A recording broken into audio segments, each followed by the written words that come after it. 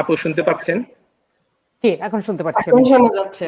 জি, এখন শোনা যাচ্ছে। ওকে ওকে, সরি। অবশ্য অবশ্য ইয়ে ছিল। প্রিয় দর্শকবৃন্দ, আমাদের সাথে এখন যুক্ত আছেন তামান্না মৌ, ঢাকা থেকে যুক্ত আছেন। আমি সরি, আমাদের হয়তো ইন্টারনেটের কারণে প্রথম অবস্থায় আমার বক্তব্যটুকু শোনা যায়নি। যে জিনিসটি দিয়ে আমি শুরু করেছিলাম যে ক্ষমতায়ন হচ্ছে মানুষের বস্তুগত, দৈহিক, মানবিক ও বুদ্ধিভিত্তিক সম্পদের উপর স্বনিয়ন্ত্রণ প্রতিষ্ঠা, যার সঙ্গে দক্ষতা প্রশ্নটি জড়িত। কাজেই নারীর ক্ষমতায়ন বলতে এমন এক ধরনের অবস্থাকে বোঝায় যে অবস্থায় নারী তার জীবনের সম্পর্কিত প্রতিটি ক্ষেত্রে স্বাধীন ও মর্যাদাকর অবস্থায় উন্নীত হতে পারে। নারীর ক্ষমতায়ন বাড়াতে হবে, এর কোনো বিকল্প নেই। সময় এসেছে নারীকে আরো এগিয়ে নিয়ে যাওয়ার। এই বিষয়টা মাথায় রেখেই আমাদের এগোতে হবে। কেউ যদি মনে করেন নারীকে অবহেলিত রেখেই সমাজের ও দেশের উন্নয়ন সম্ভব, সেটা কখনোই চিন্তা করা উচিত হবে না, কারণ পুরুষের সাফল্যের পেছনেও রয়েছে নারীর অবদান। তাই এই নারী সমাজকে এখন আর পিছনে থেকে সহায়ক শক্তি হিসেবে কাজে না লেগে তাদেরকে সামনের দিকে সরাসরি কাজে লাগাতে হবে। সম্মানের আসনে জায়গা করে দেওয়ার সুযোগ করে দিতে হবে। কোনো নারী যাতে নির্যাতিত না হয় সেটা দেখতে হবে। নারীর সহযোগিতা ছাড়া কোনো জাতির যোগ্য নাগরিক পায় না। তাই নারীর ক্ষমতায়ন মানে জাতির ক্ষমতায়ন। এই বিষয়ে আজকে আমাদের সাথে আলোচনা করবেন আমাদের যেই কথা বলেছি যে আজকে আমাদের সাথে যারা যুক্ত আছেন, মেহজাবিন আপু ঢাকা থেকে, এবং ক্যালগেরি থেকে আছেন ফারহানা সিনথিয়া। আমাদের সাথে আরো যুক্ত আছেন তামান্না মৌ, উনি হয়তোবা টেকনিক্যাল কারণে আমাদের সাথে এখন যুক্ত হতে পারছেন না, উনি আমাদের সাথেই থাকবেন। তো প্রথমেই আমি যাচ্ছি ফারহানা সিনথিয়া, আমি তোমাকে কিছু এই বিষয়ে নারী ক্ষমতায়ন বলতে, উমেন এম্পাওয়ারমেন্ট বলতে আসলে তুমি কি বুঝো, এই জিনিসটুকু তুমি যদি আমাদেরকে একটু বলো। নারী ক্ষমতায়ন বলতে আমি যেটা বুঝি সেটা হচ্ছে আপনার একদম বেসিক যে আমাদের প্রয়োজনগুলো সেগুলো ফুলফিল হওয়া, যেমন নারীর নিরাপত্তা, মানে শিক্ষার অধিকার, এগুলো। এটা ছাড়াও আমি আরেকটা জিনিস বুঝি যে এখন তো মেয়েরা বিভিন্ন জায়গায় এগিয়ে যাচ্ছে, বাইরে কাজ করছে। এই যে ক্যারিয়ার চুজ করা, এটা যেমন আমাদের একটা মানে ঐচ্ছিক বিষয় যে আমি কাজ করতে চাচ্ছি, আমি কাজ করতে পারছি, তেমনি হোম মেকার হয়েও সেটাও যেন ঐচ্ছিক হয়, যে আমি নিজে থেকে করছি, মানে স্বতঃপ্রণোদিত হয়ে কোনো বাইরের কোনো সমস্যা বা এরকম কোনো কিছু যেন না হয়। এম্পাওয়ারমেন্ট বলতে আমি এটা বুঝি যে নিজের জীবন নিয়ে একটা আমি ডিসিশন নিব, সেটা যেন কোনো সমস্যার জন্য না হয়, আমার নিজের ইচ্ছা প্রণোদিত আর কি। এটা আমি বুঝি। ধন্যবাদ মেহজাবিন আপু। আপনাকে আমি দর্শকদের উদ্দেশ্যে কিছু বলার জন্য অনুরোধ করছি প্রথমেই, তারপরেই আমি আপনাকে জিজ্ঞেস করবো যে আসলে বর্তমানে আপনি উমেন এম্পাওয়ারমেন্টটা কি হিসাবে কোন আঙ্গিকে দেখছেন। ধন্যবাদ আপনাকে আজকে আমাকে এই অনুষ্ঠানে নিমন্ত্রণ করার জন্য। নারীর ক্ষমতা 2021 সালে বসে আসলে আমরা যদি নারীর ক্ষমতার কথা চিন্তা করি, আমরা কিন্তু অনেক সামনের দিকে এগিয়ে গেছি। আমি বাংলাদেশের পার্সপেক্টিভ অনুযায়ী বলি, আমার মনে হয় বাংলাদেশে আমরা নারীর ক্ষমতায়ন এই কথাটা আর প্রচারই করি না, বিকজ আমরা জানি নারীর সম্মান বা নারীর যে ক্ষমতা সেটা পুরুষদের সমানই, সেজন্য এই ওয়ার্ডটাই আমরা ইউজ করতে চাই না। এখন আপনি বলতে পারেন তাহলে পলিটিক্যাল সাইডটাতে কি অবস্থা? হ্যাঁ, আমরা তো জানি অর্থনৈতিক বা অন্যান্য দিক থেকে যদি আমরা চিন্তা করি, হ্যাঁ না, আমাদের বাংলাদেশে অর্ধেকই হলো নারী। সো একটা দেশের অর্থনৈতিক উন্নয়নের জন্য নারীর পার্টিসিপেশন দরকার, এবং সেই কারণে আমাদের সরকার সবসময় নারীর ক্ষমতায়ন চাচ্ছে। কিন্তু পলিটিক্যাল দিক থেকে যেটা আমরা আবারও মানে সামনে হয়তো বা আরো কিছুক্ষণ পরে আমরা এটা আলোচনা করব আলাদাভাবে, আমরা মনে হয় বলতে পারি যে কিছু কিছু ক্ষেত্রে এখনো আমরা পলিটিক্যাল সাইড থেকে একটু পিছিয়ে আছি। আবার বিদেশে মানে ওয়েস্টার্ন ওয়ার্ল্ডের সাথে কম্পেয়ার করলে আমরা অনেক এগিয়ে আছি। সো এটা এখন ডিপেন্ড করে কিভাবে আমরা চিন্তা দেখছি এটাকে। বাট আমার মনে হয় যে বাংলাদেশে নারী ক্ষমতায়ন সম্পর্কে আমাদের যে একটা ধারণা ছিল যে নারীরা পিছিয়ে আছে, নারীরা নিজেরা চুজ করতে পারছে না। যে আমার পূর্ববর্তী বক্তা বলল যে চুজ করা নিজের, আমি কি আগামীতে কাজ করব বা নিজের প্রফেশন কি হবে, এটাতে কিন্তু এখন কোনো পুরুষের কোনো হাতই নেই, এখন নারীরাই কিন্তু এটা ডিসিশন নিচ্ছে। সো আমার মনে হয় আমরা অনেক ভালো জায়গায় আছি, কিন্তু আমরা আরো ভালো জায়গায় যেতে পারি। ধন্যবাদ আপনাকে। আমার মনে হয় আমরা ডিসকাশন সামনের দিকে যখন আগাবো এটা নিয়ে ডিসকাশন করা যাবে। ধন্যবাদ, ধন্যবাদ আপু। আমি এখন আমন্ত্রণ জানাচ্ছি আমাদের তামান্না আপুকে এই সম্পর্কে কিছু বলার জন্য। দর্শকদের উদ্দেশ্যে কিছু বলুন এবং নারীর ক্ষমতায়ন নিয়ে, উইমেন এম্পাওয়ারমেন্ট নিয়ে কিছু বলুন। আসসালামু আলাইকুম, ধন্যবাদ আহমেদ ভাই আজকের এই টক শোতে আমাকে আমন্ত্রণ করার জন্য। আসলে আমি বাংলাদেশে একটি সরকারি চাকরি করছি, মিনিস্ট্রি অফ এডুকেশনে। আমি assistant director, directorate of secondary and higher education.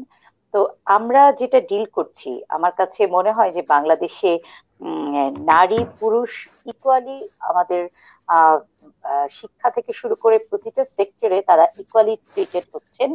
এবং এখানে নারীর ক্ষমতায়ন বলতে নতুন করে আর কাউকে কিছু বুঝিয়ে দেওয়ার ব্যাপার নাই, যেটা একটু আগে মেহজাবিন আপা বলছিলেন যে নারীর ক্ষমতায়ন ব্যাপারটা এখন অলরেডি বাংলাদেশে এস্টাবলিশড, নারীরা এখন ক্ষমতায়িত।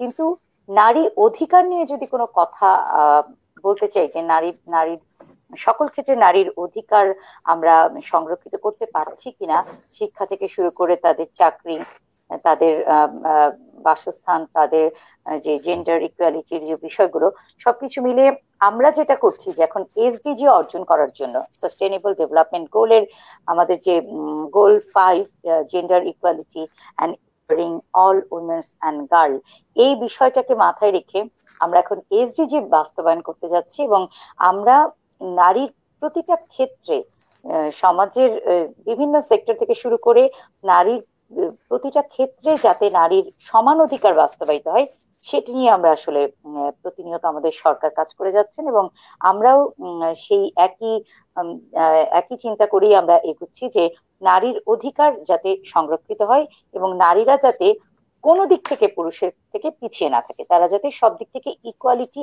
এবং ইকুইটি অর্জন করতে পারে।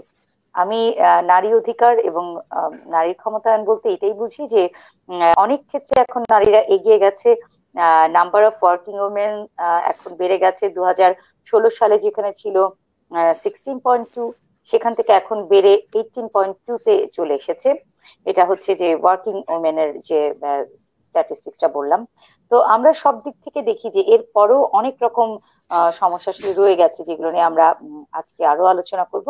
সেক্ষেত্রে আমি মনে করি যে নারীর অধিকার যদি আমরা সম্পূর্ণরূপে সুরক্ষিত করতে পারি, সেক্ষেত্রে নারীর ক্ষমতায়ন নিয়ে আর কোনো প্রশ্ন থাকবে না। ধন্যবাদ, ধন্যবাদ আপু। আমি এখন জিজ্ঞেস করছি যে সিনথিয়াকে, actually is actually a very young generation. Women empowerment, is this in a real? What do you think actually? নারী ক্ষমতায়ন এটা কি আসলে কি বাস্তব কোনো কিছু জিনিস কিনা? তোমার দৃষ্টিতে এটা কিভাবে দেখছো? আমি মনে করি বাস্তব কিছু। প্রথমে যখন আমি আমার ক্যারিয়ার চুজ করি টেকনোলজি ফিল্ডে, আমার চোখে আসতো আমার মানে খুব কম দেখতাম মেয়েদের এই ফিল্ডে। আমি এখানকার পার্সপেক্টিভে বলি, খুব কম দেখতাম। তো ইদানিং যেটা চোখে পড়ে যে হয়তো আমরা একটা ডিজাইন ওয়ার্কশপ করতে গেছি, ওখানে বেশ কিছু মেয়ে আইটিতে আছে বলেন, ইঞ্জিনিয়ারিং এ বলেন, মানে স্টেম যেটা science, technology, engineering and math, এখানে দেখি মেয়েদের রিপ্রেজেন্টেশন অনেক বেড়েছে। বাংলাদেশের পার্সপেক্টিভ থেকে বলি, আমি একটু মানে নাম্বারটা দেখলাম যে স্টেম ফিল্ডে বাংলাদেশের মেয়েদের কেমন রিপ্রেজেন্টেশন, 14%। তো আমার যেটা খুব মজা লাগে যে আপনার ফেসবুক বলেন, লিঙ্কডইন বলেন, এখানে আমি বাংলাদেশের প্রচুর মেয়েদের দেখি যে ক্যারিয়ার অ্যাডভাইস বা আপনার কিভাবে আর কি ক্যারিয়ার নেক্সট স্টেপস, এগুলো জানতে আমাকে অনেকে মেসেজ করেন, অনেক আপফ্রন্ট বাংলাদেশের মেয়েরা। আমার এই জিনিসটা দেখতে বেশ ভালো লাগে যে রিচ আউট করছে মেন্টর হিসাবে। আমি ওই বয়সে বেশ মুখ চোরা ছিলাম যে আমি নিজে থেকে গিয়ে কাউকে জিজ্ঞেস করব, এই জিনিসটা আমার করা হতো না। তো ইদানিং আমি দেখি এই জিনিসটা যে স্টেম ফিল্ডে মেয়েরা এগিয়ে আসছে। এছাড়াও আপনার যদি আরেকটা জিনিস আমি ইদানিং যেটা বেশ চোখে পড়ে, আপনার ফেসবুকের কুফল সম্বন্ধে অনেকে বলেন, তো আমি একটা সুন্দর দিক তুলে ধরি। আমার এই জিনিসটা বেশ চোখে পড়ে, অনলাইন প্ল্যাটফর্ম গুলোতে এখন কিন্তু নারী উদ্যোক্তা আসছেন, মানে নারী উদ্যোক্তাদের জন্য স্পেসিফিক্যালি অনলাইন প্ল্যাটফর্ম হচ্ছে, যে জন্য হোম মেকার হবার পাশাপাশিও একটা জিনিস যে মানে নারীরা উদ্যোক্তা হিসেবে আরেকটা পরিচয় নিয়ে এগিয়ে আসছেন। তো এই যে এই জিনিসগুলো, এগুলো কিন্তু আপনার আমরা যে স্ট্যাটিস্টিক্স গুলো দেখছি স্টেম বলুন বা অন্য যে কোনো ফিল্ডে, এটার বাইরেও কিন্তু নারী উদ্যোক্তা আছেন, যারা বাড়িতে থেকেও আপনার হোম মেকার হয়েও আরেকটা নিজেদের অন্য পরিচয় গড়ে তুলছেন। এই জিনিসটা আমার খুব ভালো লেগেছে। এটা আমার মানে বেশ রিসেন্ট অবজারভেশন এবং ভালো লেগেছে এই ব্যাপারটা আমার। ধন্যবাদ সিনথিয়া মূল্যবান বক্তব্য শেয়ার করার জন্য। আমি এখন জানতে চাচ্ছি মেহজাবিন আপুর কাছে যে is this a real the women empowerment? আসলে বাস্তবতাতে এই জিনিসটা আপনি কিভাবে দেখছেন? আমি বাংলাদেশ পার্সপেক্টিভই বলছি। নারীর ক্ষমতায়ন মানে উইমেন এম্পাওয়ারমেন্টটা আমরা কিন্তু এখন থেকে দেখছি না। 1952 সালে যখন ভাষা আন্দোলন হয়েছিল তখনও কিন্তু নারীদের দেখেছি তারা রাস্তায় নেমে গেছে। হ্যাঁ, তারা রাস্তায় নেমে গিয়ে আন্দোলন করেছে। আবার 71-এ যখন মুক্তিযুদ্ধ হয় কিন্তু বাঙালি নারীরা পরোক্ষ বা প্রত্যক্ষ এবং পরোক্ষ দুইভাবেই কিন্তু এই স্বাধীনতা যুদ্ধে জড়িত ছিল। তো এখান থেকে বোঝা যায় যে আমাদের নারী ক্ষমতায়ন কিন্তু আজকের ঘটনা না, এটা অনেক পুরনো ঘটনা। হ্যাঁ, এটা এখন আমরা এটাকে অনেক ভাবে বলি, অনেক কিছু এটা সম্বন্ধে কথা হচ্ছে, কিন্তু নারীর ক্ষমতায়ন আসলে বাংলাদেশে অনেক বছর ধরেই ছিল। এবং যখন আমি আরেকটা কথা চিন্তা করলে দেখি যে আমেরিকার মতন একটা পুরানো দেশে ভাইস প্রেসিডেন্ট এখন নারী হলো, কিন্তু আমরা যদি আমাদের বাংলাদেশের কথা চিন্তা করি নারী প্রধানমন্ত্রী কিন্তু আমাদের অনেক আগেই আমরা পেয়েছি। সো ওইভাবে কম্পেয়ার করলে আমি একটু পলিটিক্যাল সাইডই বলছি আপনাদেরকে, মানে এই সাইডটা একটু কথা বলার চেষ্টা করছি। তো তাহলে তো আমরা অনেক এগিয়ে আছি। এবং আমাদের গার্মেন্টসের দিকে যদি তাকাই, যেখানে মানে পৃথিবীর কোনো দেশে মানে এত ওয়ার্কফোর্স, মহিলা ওয়ার্কফোর্স কোথাও কিন্তু দেখা যায়নি। আমি একটা সার্ভে দেখলাম 2016 and 17-এ 18.6 মিলিয়ন মহিলা নারী এই গার্মেন্টস ফ্যাক্টরিতে কাজ করতো। এটা তো বিশাল একটা ব্যাপার। এবং আমরা কিন্তু এটা কিন্তু 60 to 70% ওয়ার্কফোর্সের মধ্যে, সরি 60 to 70% উইমেন ওয়ার্কফোর্সের মধ্যে। সো এটা একটা বিশাল আমি মনে করবো। পিস কিপিং এ যাচ্ছি, এটা কিন্তু পুরো বাংলা মানে শুধু বাংলাদেশ না, পুরো পৃথিবীতে পিস কিপিং এর নারীদের যে ভূমিকা, নারী সোলজারদের, মানে এটা একদম আমাদের কে আসলে অন্য একটা লেভেলে নিয়ে গেছে। আমি ইউনাইটেড নেশন জেনারেল অ্যাসেম্বলিতে গিয়েছিলাম, সেখানে আমি ওদের এন্ট্রান্সে ঢুকি, কিছুক্ষণ পরেই একটা বিরাট পুরো ওয়াল জুড়ে একটা পোস্টার আছে, সেখানে আমাদের নারী এই পিস কিপিং এর দুজন সৈনিকের ছবি আছে।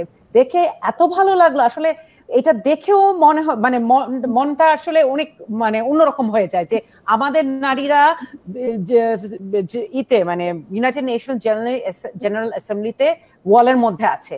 এবং সবাই টুরিস্টদেরকে দেখছিলাম যে তারা ওই ওয়ালের মধ্যে দাঁড়িয়ে দাঁড়িয়ে ছবি তুলছে। সেটা একটা খুবই ফ্যাসিনেশন, মানে খুবই একটা সম্মানের জায়গা। তো আমার মনে হয় যে আমাদের যেটা আমাদের তামান্না মৌ উনিও বললেন যে এখন আমাদের নারী ক্ষমতায়নের সম্বন্ধে না, নারী অধিকারটা কতটুক হচ্ছে এবং কতটুক সম্ভব সেটা নিয়ে এখন আমাদের কাজ করা, নারী আর কাজ করার আমাদের নাই। যদিও আমি বলবো যে আমাদের পলিটিক্সে অনেক এখনো বাকি, বিকজ রাজনীতি মানে একটা নোংরার জায়গা, পুরুষদের সাথে ঠেলাঠেলি, পুরুষরা মানে এখনো কিন্তু গ্রামের যে চিন্তাধারা তার সাথে কিন্তু শহরের চিন্তাধারার এখনো পার্থক্য রয়েছে। যদিও এডুকেশন, হেলথ, অন্যান্য ব্যাপারগুলি সামনের দিকে এগিয়ে যাচ্ছে, কিন্তু তাদের চিন্তা ভাবনা এখনো কিন্তু একটু পিছিয়ে আছে। এখনো গ্রামের পুরুষ এখনো সেই ডিসিশন নেয় একটা বাড়ির মেয়ে বা বাড়ির বউ সে কি কাজ করবে, সে কি স্কুলে যাবে, এটা কিন্তু এখনো তারাই ডিসিশনটা নেয়। আমি যখন প্রথম রাজনীতিতে নামলাম, আমি ফার্স্ট জিনিসটা যেটা দেখলাম, যখন আমি বিভিন্ন এলাকায় যেতাম, তাদের কিন্তু ফার্স্ট কোয়েশ্চেন ছিল, যদি ওটা নারীদের থেকেও এবং পুরুষদের থেকেও আমি একই কোয়েশ্চেনটা পেয়েছি, যে আপনার কোনো ভাই নাই? তো এই কোয়েশ্চেনটা আমার খুব আশ্চর্য লাগতো, যে এই কোয়েশ্চেনটা কেন সে করবে। আমি কারণ তারা তো ইউজ টু, আমাদের প্রাইম মিনিস্টার হলো নারী, আমাদের বিরোধী দলের নেত্রী হলো নারী, আমাদের স্পিকার নারী, তারপরেও কিন্তু তারা এই কোয়েশ্চেনটা করেছে। সো তার মানে তাদের মাইন্ডসেটটা এখনো চেঞ্জ হয়নি। এবং আমার কোনো ভাই নেই, আমি তখন বললাম যে আমার তো কোনো ভাই নেই, তখন তারা আচ্ছা ঠিক আছে, মানে তখন ঠিক আছে। আর যদি আমার ভাই থাকতো আমি জানি না কি বলতো, বাট আমার যখন ভাই, যেহেতু ভাই ছিল না, so they were okay with it. তো আমার মনে হয় যে শহরের থেকে আমাদের এই গ্রামে গঞ্জে বিভিন্ন উপজেলা তারপরে জেলাতে এখনো কিছু কাজ করা বাকি আছে, এবং এটা কিন্তু এডুকেশন দিয়ে হবে। এডুকেশন ছাড়া এটা কোনোভাবে এই মাইন্ডসেটকে আমরা আসতে পারবো না, বার হতে পারবো না। নিঃসন্দেহে সত্যি কথা আপু, আপনি যে জিনিসটা বলেছেন যে অবশ্যই আমাদেরকে এখন আরো অনেক দূর এগিয়ে যেতে হবে। যদিও আমাদের বাংলাদেশ এগিয়ে যাচ্ছে, আমরা কিছুক্ষণের মৌ আপুর আলোচনার পরে আমি ছোট্ট একটা ভিডিও ক্লিপে চলে যাব। তাই এখন ধন্যবাদ মেহজাবিন আপু আপনাকে। আমি এখন তামান্না মৌ আপু আপনাকে জিজ্ঞেস করছি যে আপনি আসলেই যে is this women empowerment is real আপনার দৃষ্টিভঙ্গিতে, বা আপনি কিভাবে দেখছেন কিছু? উইমেন এম্পাওয়ারমেন্ট ইন রিয়ালিটি কতটুকু হচ্ছে বাংলাদেশে যদি আপনি বলেন আমাকে, আমি বলবো যে অবশ্যই হচ্ছে। অন্যান্য দেশের তুলনায় যদি কম্পারেটিভ স্টাডি আমরা করতে যাই, আমরা দেখবো যে বাংলাদেশে মেয়েরা অনেক এগিয়ে। তারা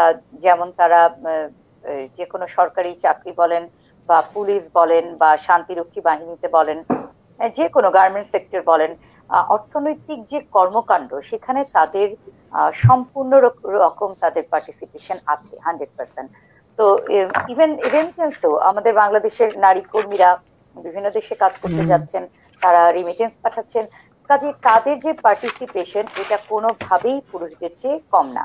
সেই সাথে আমি যদি মুদ্রার অপর পিঠ আছে, আমরা যদি চিন্তা করি যে ভায়োলেন্স এগেইনস্ট উইমেন সেটা কি অবস্থায় আছে, বা কিভাবে আমরা এই নারীদের যে অধিকার সেটা রক্ষা করতে পারবো, তারপরেও আমি বলবো যে এত কন্ট্রিবিউশনের পরেও নারীরা অনেক বেশি ভায়োলেন্সের শিকার হচ্ছে। দক্ষিণ এশিয়ার সব দেশেই হচ্ছে, ভারতে হচ্ছে, বাংলাদেশে হচ্ছে। এবং স্পেশালি আমরা যদি দেখি যে ম্যারিড ওমেনরা যারা 82% ম্যারিড উইমেন, তারাও কিন্তু তারা জেন্ডার ভায়োলেন্স বা তারা জেন্ডার বেসড ভায়োলেন্সের শিকার হচ্ছে। তো এই ধরনের কর্মকাণ্ড যদি চলতে থাকে তাহলে কিন্তু নারীদের যে এম্পাওয়ারমেন্ট সেটা বাধাগ্রস্ত হবে। তো আমাদের যেটা এখন করতে হবে, আমরা মনে করি যে নারী অধিকার রক্ষার পাশাপাশি তাদের যে নারীর বিরুদ্ধে যে সহিংসতা সেটি বন্ধ করতে হবে। এবং সেটা নিয়ে কিন্তু সরকারের পাশাপাশি অনেক বেসরকারি সংস্থাও কাজ করে যাচ্ছে, সেভ দ্য চিলড্রেন, তারপরে ইউএন এইড, এরকম অনেক সংগঠন আছে যারা তারা নারীর প্রতি সহিংসতা এগুলো নিরসনে কাজ করে যাচ্ছে। তো এই সহিংসতাটা যখন আমরা বন্ধ করতে পারবো তখন কিন্তু নারীর যে অগ্রযাত্রা সেটা আরো বেশি দৃষ্টিগোচর হবে, এবং সেটা আসলে নারীরা এগিয়ে যেতে পারবে, তারা মুক্তভাবে তারা চলতে পারবে, এবং তারা যে কাজ করার অধিকার সেটি অর্জন করতে পারবে। তো আমি বাংলাদেশের যে সিনারিও এখন যেটা বলবো, যে বাংলাদেশ অবশ্যই ভালো অবস্থানে আছেন। বাংলাদেশের যে নারী শিক্ষার হার সেটি অন্যান্য দেশের তুলনায় ভালো। বাংলাদেশে যে নারীদের যে কর্মক্ষেত্রে বিচরণের হার সেটিও ভালো। তো সবকিছু মিলিয়ে আমরা যদি জেন্ডার বেসড ভায়োলেন্সটা একটা কমিয়ে আনতে পারি, সেক্ষেত্রে নারীর প্রতি সহিংসতা যখন বন্ধ হয়ে যাবে তখন আমাদের নারীর অগ্রগতিটা আরো বেশি অবলোকন করা সম্ভব হবে। ধন্যবাদ তামান্না আপু। প্রিয় দর্শকবৃন্দ, আপনারা শুনেছেন যে আমাদের আজকের যে যারা স্পেশাল গেস্ট স্পিকার আছেন তাদের কাছ থেকে শুনেছেন যে বিভিন্ন ক্ষেত্রে হ্যাঁ নারীরা এগিয়ে যাচ্ছেন, নারীদেরকে কিছুটা সমান অধিকার এবং কিছু কিছু ক্ষেত্রে তাদেরকে প্রাধান্য দেওয়া হচ্ছে, কিন্তু তারপরেও আমাদের বিশেষ করে বাংলাদেশে আমরা কিছুটা পিছিয়ে আছি। তো তো আমরা এখন বাংলাদেশের পার্সপেক্টিভে আমরা উইমেন এম্পাওয়ারমেন্ট ইন বাংলাদেশ এই নিয়ে আমরা ছোট্ট একটি ভিডিও ক্লিপ দেখতে চাচ্ছি, আর আপনারা আমাদের সাথেই থাকুন।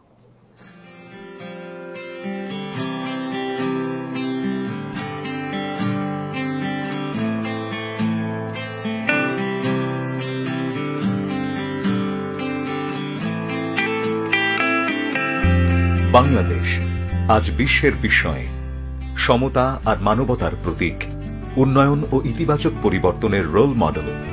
আর এটি সম্ভব হয়েছে নারীর জাগরণ, নারীর অংশগ্রহণ এবং ক্ষমতায়নের ফলেই। আর এই অগ্রযাত্রায় নারীর হাতেও বিনির্মাণের পতাকা, নারীও উন্নয়নের সহ নির্মাতা। ওয়ার্ল্ড ইকোনমিক ফোরামের গ্লোবাল জেন্ডার গ্যাপ ইন্ডেক্স 2016 অনুযায়ী স্বাস্থ্য, শিক্ষা, কর্মসংস্থান ও ক্ষমতায়নে বাংলাদেশের নারীরা এখন দক্ষিণ এশিয়ার শীর্ষ অবস্থানে। এটি আজ বিশ্ব স্বীকৃত। এর স্বীকৃতি হিসেবে ইউনেস্কোর চ্যাম্পিয়ন অফ দি আর্থ ও শান্তি বৃক্ষ সহ জাতিসংঘের MDG award, south south award, planet 50-50 champion, agent of change সহ অসংখ্য আন্তর্জাতিক পুরস্কার অর্জন করেছে বাংলাদেশ। নারীর ক্ষমতায়নের দিক থেকে বর্তমান বাংলাদেশ বিশ্বের প্রথম 10টি দেশের একটি। মহিলা ও শিশু বিষয়ক মন্ত্রণালয়ের অধীনে নারী ও শিশুর অধিকার প্রতিষ্ঠা এবং নারীর ক্ষমতায়ন সহ উন্নয়নের মূল ধারায় সম্পৃক্তকরণে কাজ করছে। শুধু দেশের নারীদের জন্য নয়, বিশ্বের সকল নির্যাতিত নারীর ভরসার কেন্দ্র রাষ্ট্রনায়ক শেখ হাসিনা। সাম্প্রতিক রোহিঙ্গা ইস্যু তার বড় প্রমাণ। বাংলাদেশে রোহিঙ্গা জনগোষ্ঠীর আশ্রয়নের মধ্যে দিয়ে আজ প্রমাণ হয়েছে বিশ্ব শান্তির একমাত্র নেতা রাষ্ট্রনায়ক শেখ হাসিনা। আমরা এই মুহূর্তে নিজ ভূখণ্ড হতে জোরপূর্বক বিতাড়িত 8 লাখের অধিক রোহিঙ্গাকে আশ্রয়ের সুরক্ষা দিয়ে যাচ্ছি। তাঁর শান্তিবাদী দর্শন, চেতনা আর মানবতাবাদী পদক্ষেপ সারা বিশ্বে নতুন দৃষ্টান্ত স্থাপন করেছে। তিনি আজ মাদার অফ হিউম্যানিটি। মানবতার বাংলাদেশে বিপন্ন রোহিঙ্গা নারীর পাশেও আজ মহিলা ও শিশু বিষয়ক মন্ত্রণালয় ট্রমা সেন্টার স্থাপন করে নির্যাতিত রোহিঙ্গা নারীর সুরক্ষায় বিভিন্ন পদক্ষেপ গ্রহণ করা হয়েছে। মূলত রাষ্ট্রনায়ক শেখ হাসিনাই হলেন আমাদের আলোকবর্তিকা। তার প্রজ্ঞা, বিচক্ষণ নেতৃত্ব আর দূরদৃষ্টির কারণেই নারী জাগরণের এই প্রাণের উচ্ছ্বাস। তার কর্মপ্রেরণায় নারীরা উজ্জীবিত। আর দেশরত্ন শেখ হাসিনা এটা পেরেছেন এজন্য যে তিনি বিশ্বে অন্যতম সৎ ও পরিশ্রমী রাষ্ট্রনায়ক। তাই তো তার নেতৃত্বে এগিয়ে চলেছে বাংলাদেশ, এগিয়ে যাচ্ছে নারী সমাজ। যে অগ্রযাত্রার বীজ বুনেছিলেন জাতির পিতা বঙ্গবন্ধু শেখ মুজিবুর রহমান এবং বঙ্গমাতা শেখ ফজিলাতুন্নেসা মুজিব, রাষ্ট্রনায়ক শেখ হাসিনা তাদের স্বপ্নকে দিয়েছেন পূর্ণতা।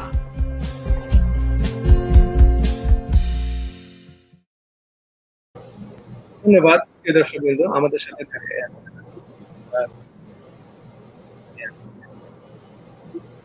শেখ হাসিনা বর্তমান যেভাবে আমাদের এই নারী নেতৃত্বে আজকে দেশকে বিশ্বের একটি উন্নত স্থানে নিয়ে গেছেন এবং আমরা বিদেশ থেকে দেখতে পাচ্ছি যে বাংলাদেশ আরো উন্নতির দিকে যাচ্ছে। এই বিষয়ে আমি মেহজাবিন আপুর কাছে জানতে চাচ্ছি যে বাংলাদেশে নারীর ক্ষমতায়নের যে প্রতিবন্ধকতা এবং যে চ্যালেঞ্জ গুলো আপনি এখন এগুলো কোন দৃষ্টিতে দেখছেন বর্তমান সময়ে?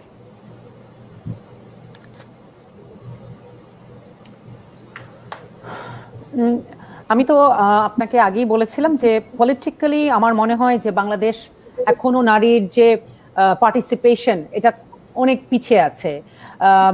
হ্যাঁ, আমাদের পার্লামেন্টে নির্বাচিত নারী পার্লামেন্টারিয়ান আছেন, নির্বাচিত, সরাসরি নির্বাচিত, বাট 50 জন যারা আছেন যে রিজার্ভ সিটে, আমার মনে হয় সেই রিজার্ভ সিটে রাখার এখন আমাদের আর প্রয়োজন নাই, যেটা আমি পার্সোনালি মনে করি যে আমাদের এনাফ এখন এক্সপিরিয়েন্স এবং আমাদের এনাফ পরিচয় হয়ে গেছে রাজনীতির সাথে যে এখন আমাদের রিজার্ভ সিটে থাকতে হবে। আপনারা জানেন যে রিজার্ভ সিটে থাকলে আসলে আপনারা নিজের এলাকায় যদি কাজ করতে চান সেভাবে কাজ করা যায় না, এবং নিজের এলাকায় যদি রাজনীতিও করতে চান অবশ্যই আপনি করতে পারবেন না, কারণ সেখানে তো আরেকজন পুরুষ, নির্বাচিত পুরুষ এমপি আছেনই। তো সেই ক্ষেত্রে এইখানে আরো সমস্যা বাড়ে, এবং সমস্যা বাড়লে খামাখা মানে সিচুয়েশনটা মানে মানে নিজেদের দলের মধ্যে একটা ভাগাভাগি হয়ে যায়। তো এটা আমার মনে হয় এটা জাস্ট আননেসেসারি। তার থেকে আমার মনে হয় যে যদি রিজার্ভ সিটে কেউ 5 বছর থাকে, আমার মনে হয় তার নেক্সট টার্মে সে যদি সেভাবে কাজ করে থাকে এবং সেভাবে তার পার্টিসিপেশন থাকে সব রাজনৈতিকভাবে এবং এলাকার কাজের সাথে, তাকে সুযোগ দেওয়া উচিত যে সে যেন সরাসরি নির্বাচন করতে পারে। বিকজ এভাবে কিন্তু তাদেরকে আনতে হবে, সরাসরি নির্বাচন করতে হলে তাদের একটা প্ল্যাটফর্ম লাগবে, এবং 5 years ইজ গুড এনাফ প্ল্যাটফর্মটা রেডি করার জন্য, এবং তারপরে সে নির্বাচনে চলে যাবে। আমাদের জি আপু জি জি বলুন। জি, তারপরে আবার আমরা দেখেছি যে উপজেলা নির্বাচনে ওখানেও কিন্তু আমাদের ভাইস চেয়ারম্যান আছে রিজার্ভ। এখানেও আমার মনে হয় রিজার্ভ না রেখে এখানে নির্বাচনই করলো, তারা নারীদের সাথেই নির্বাচন করলো, পুরুষদের সাথে যদি তারা সম্ভব না হয় তারা নারীদের সাথে করলো। কারণ এরকম ভাবে আস্তে আস্তে আমরা নারীদেরকে সরাসরি নির্বাচনে যদি না আনি, তাহলে তারা কোনোদিনই কিন্তু কোনোদিনই সেই রকম ভাবে ক্ষমতায়ন হবে না। এবং আমার মনে হয় রাজনৈতিক দলগুলিকে এর জন্য অনেক কাজ হবে এবং তাদের সদিচ্ছাও থাকতে হবে, দুটোই থাকতে হবে। ধন্যবাদ আপু। প্রিয় দর্শকবৃন্দ, আমরা তামান্না আমু আপুকে জাস্ট নেটওয়ার্ক প্রবলেমের কারণে উনি জাস্ট যুক্ত হতে পারছেন না। উনি হয়তো আবার নেটওয়ার্ক কাজ করলে আমাদের সাথে চলে আসবেন। আমি এখন সিন থেকে জিজ্ঞেস করছি যে তুমি কানাডাতে বসে বাংলাদেশে যে কি দৃষ্টিতে দেখছো, যে এই প্রতিবন্ধকতা বা চ্যালেঞ্জ গুলোকে তুমি কি হিসাবে তোমার দৃষ্টিতে তুমি দেখছো, এই সম্পর্কে তুমি কিছু বলো। আচ্ছা, আমার মানে এই জিনিসটা অল ওভার দ্য ওয়ার্ল্ড সবখানে দেখছি যে আপনার সন্তান হবার পরে না মানে মেয়েদের ক্যারিয়ারে কিন্তু একটু বাধাগ্রস্ত হয়, যে আমরা এখানেও তো 1 বছরের ছুটি পাই, তারপরে চাকরিতে ফেরত যাই। বাংলাদেশে আমার কাছে যে সমস্যাটা চোখে লাগে সেটা হচ্ছে আপনার ডেডিকেটেড ডে কেয়ার বা কেয়ার গিভার মেয়েদের জন্য। এটা একটা মেয়েদের চাকরি করতে যাবার জন্য এটা একটা বেশ বড় প্রতিবন্ধকতা। অর্থাৎ খুব বেশি বেসরকারি উদ্যোগে কিছু ডে কেয়ার আমি দেখেছি, কিন্তু অত বেশি নেই, মানে সংখ্যাটা খুব অপ্রতুল। যেটা হচ্ছে 3 বছর 4 বছর পর্যন্ত মেয়েরা কিন্তু চাকরিতে ফেরত যেতে পারছে না। এই যে একটা ক্যারিয়ার গ্যাপ হচ্ছে বা একটু বাধাগ্রস্ত হচ্ছে, এটাতে কিন্তু তার ঠিক যেই অবস্থানে পৌঁছানোর কথা ছিল 5 বা 10 বছর পরে, ওখানে আমার মনে হয় মেয়েরা একটু পিছিয়ে যাচ্ছে। এই একটা সেক্টর যে ডে কেয়ার বা ডেডিকেটেড কেয়ার গিভার, সবার তো আর মানে বাবা মা বা সবার তো শ্বশুর শাশুড়ি ঢাকায় থাকেন না যে সন্তানকে আর কি তাদের কাছে রেখে চাকরি করতে যাবেন। এই সেক্টরটা আমার মনে হয় একটু নজর দেওয়া উচিত, যে এটা উঠে আসলে যেটা হবে, আমরা আরো বেশি নারীদের দেখতে পাবো চাকরির ক্ষেত্রে বা আপনার অন্য রিপ্রেজেন্টেশন গুলো।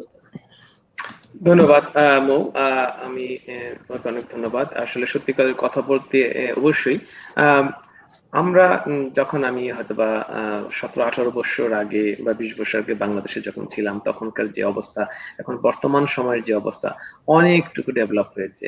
এখন আমি জানি যে অনেক জায়গাতেই ডে কেয়ার সেন্টার যুক্ত হয়েছে বিভিন্ন ক্ষেত্রে, এবং নর্থ সাউথ ইউনিভার্সিটিতে আমি মনে করি যে ওখানে ডে কেয়ার সেন্টার আছে, বিভিন্ন জায়গাতেই গ্রামীণ ফোন সেন্টারে ডে কেয়ার সেন্টার আছে। তো মেহেজাবিন আপু যেটা বলেছে যে বিভিন্ন ক্ষেত্রে হ্যাঁ অনেক কিছু চ্যালেঞ্জ আছে, কিন্তু সেগুলোকে অন্যান্যের মাধ্যমে সেগুলোকে আমাদেরকে মোকাবেলা করতে হবে, সেগুলোকে সমাধান বের করে নিয়ে আসতে হবে। তো এখন আমি মেহেজাবিন আপুকে জিজ্ঞেস করছি যে আমরা দেখেন আমরা অনেক সময় অনেক খবর দেখি, বিভিন্ন রকমের খবর প্রচারিত হচ্ছে।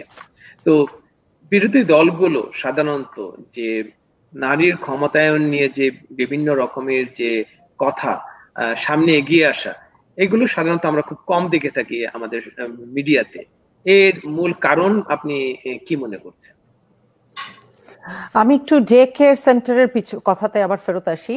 এখন কিন্তু আপনারা দেখবেন যে বিভিন্ন ফ্যাক্টরিতে, এই যে গার্মেন্টস ফ্যাক্টরিতে মেয়েরা যে কাজ করে, নারীরা যে কাজ করে, সেখানেও কিন্তু ডে কেয়ার সেন্টারের একটা সুযোগ করে দিয়েছে। সো এটা যে হচ্ছে না সেটা না, খুব স্লোলি হচ্ছে, কিন্তু অনেক গার্মেন্ট ফ্যাক্টরিতেই কিন্তু এখন ডে কেয়ার সেন্টার আছে এবং তারা তাদের শিশুদেরকে নিয়ে আসে এবং যতক্ষণ তারা কাজ করে ততক্ষণ শিশুটাকে এই ডে কেয়ার রাখা হয়, এবং which is very good, because এটা না করলে তো এই নারীটাই হয়তো ঘরে বসে থাকতো, সে কাজ করতে পারতো না। সো এটা খুবই দরকার আমাদের।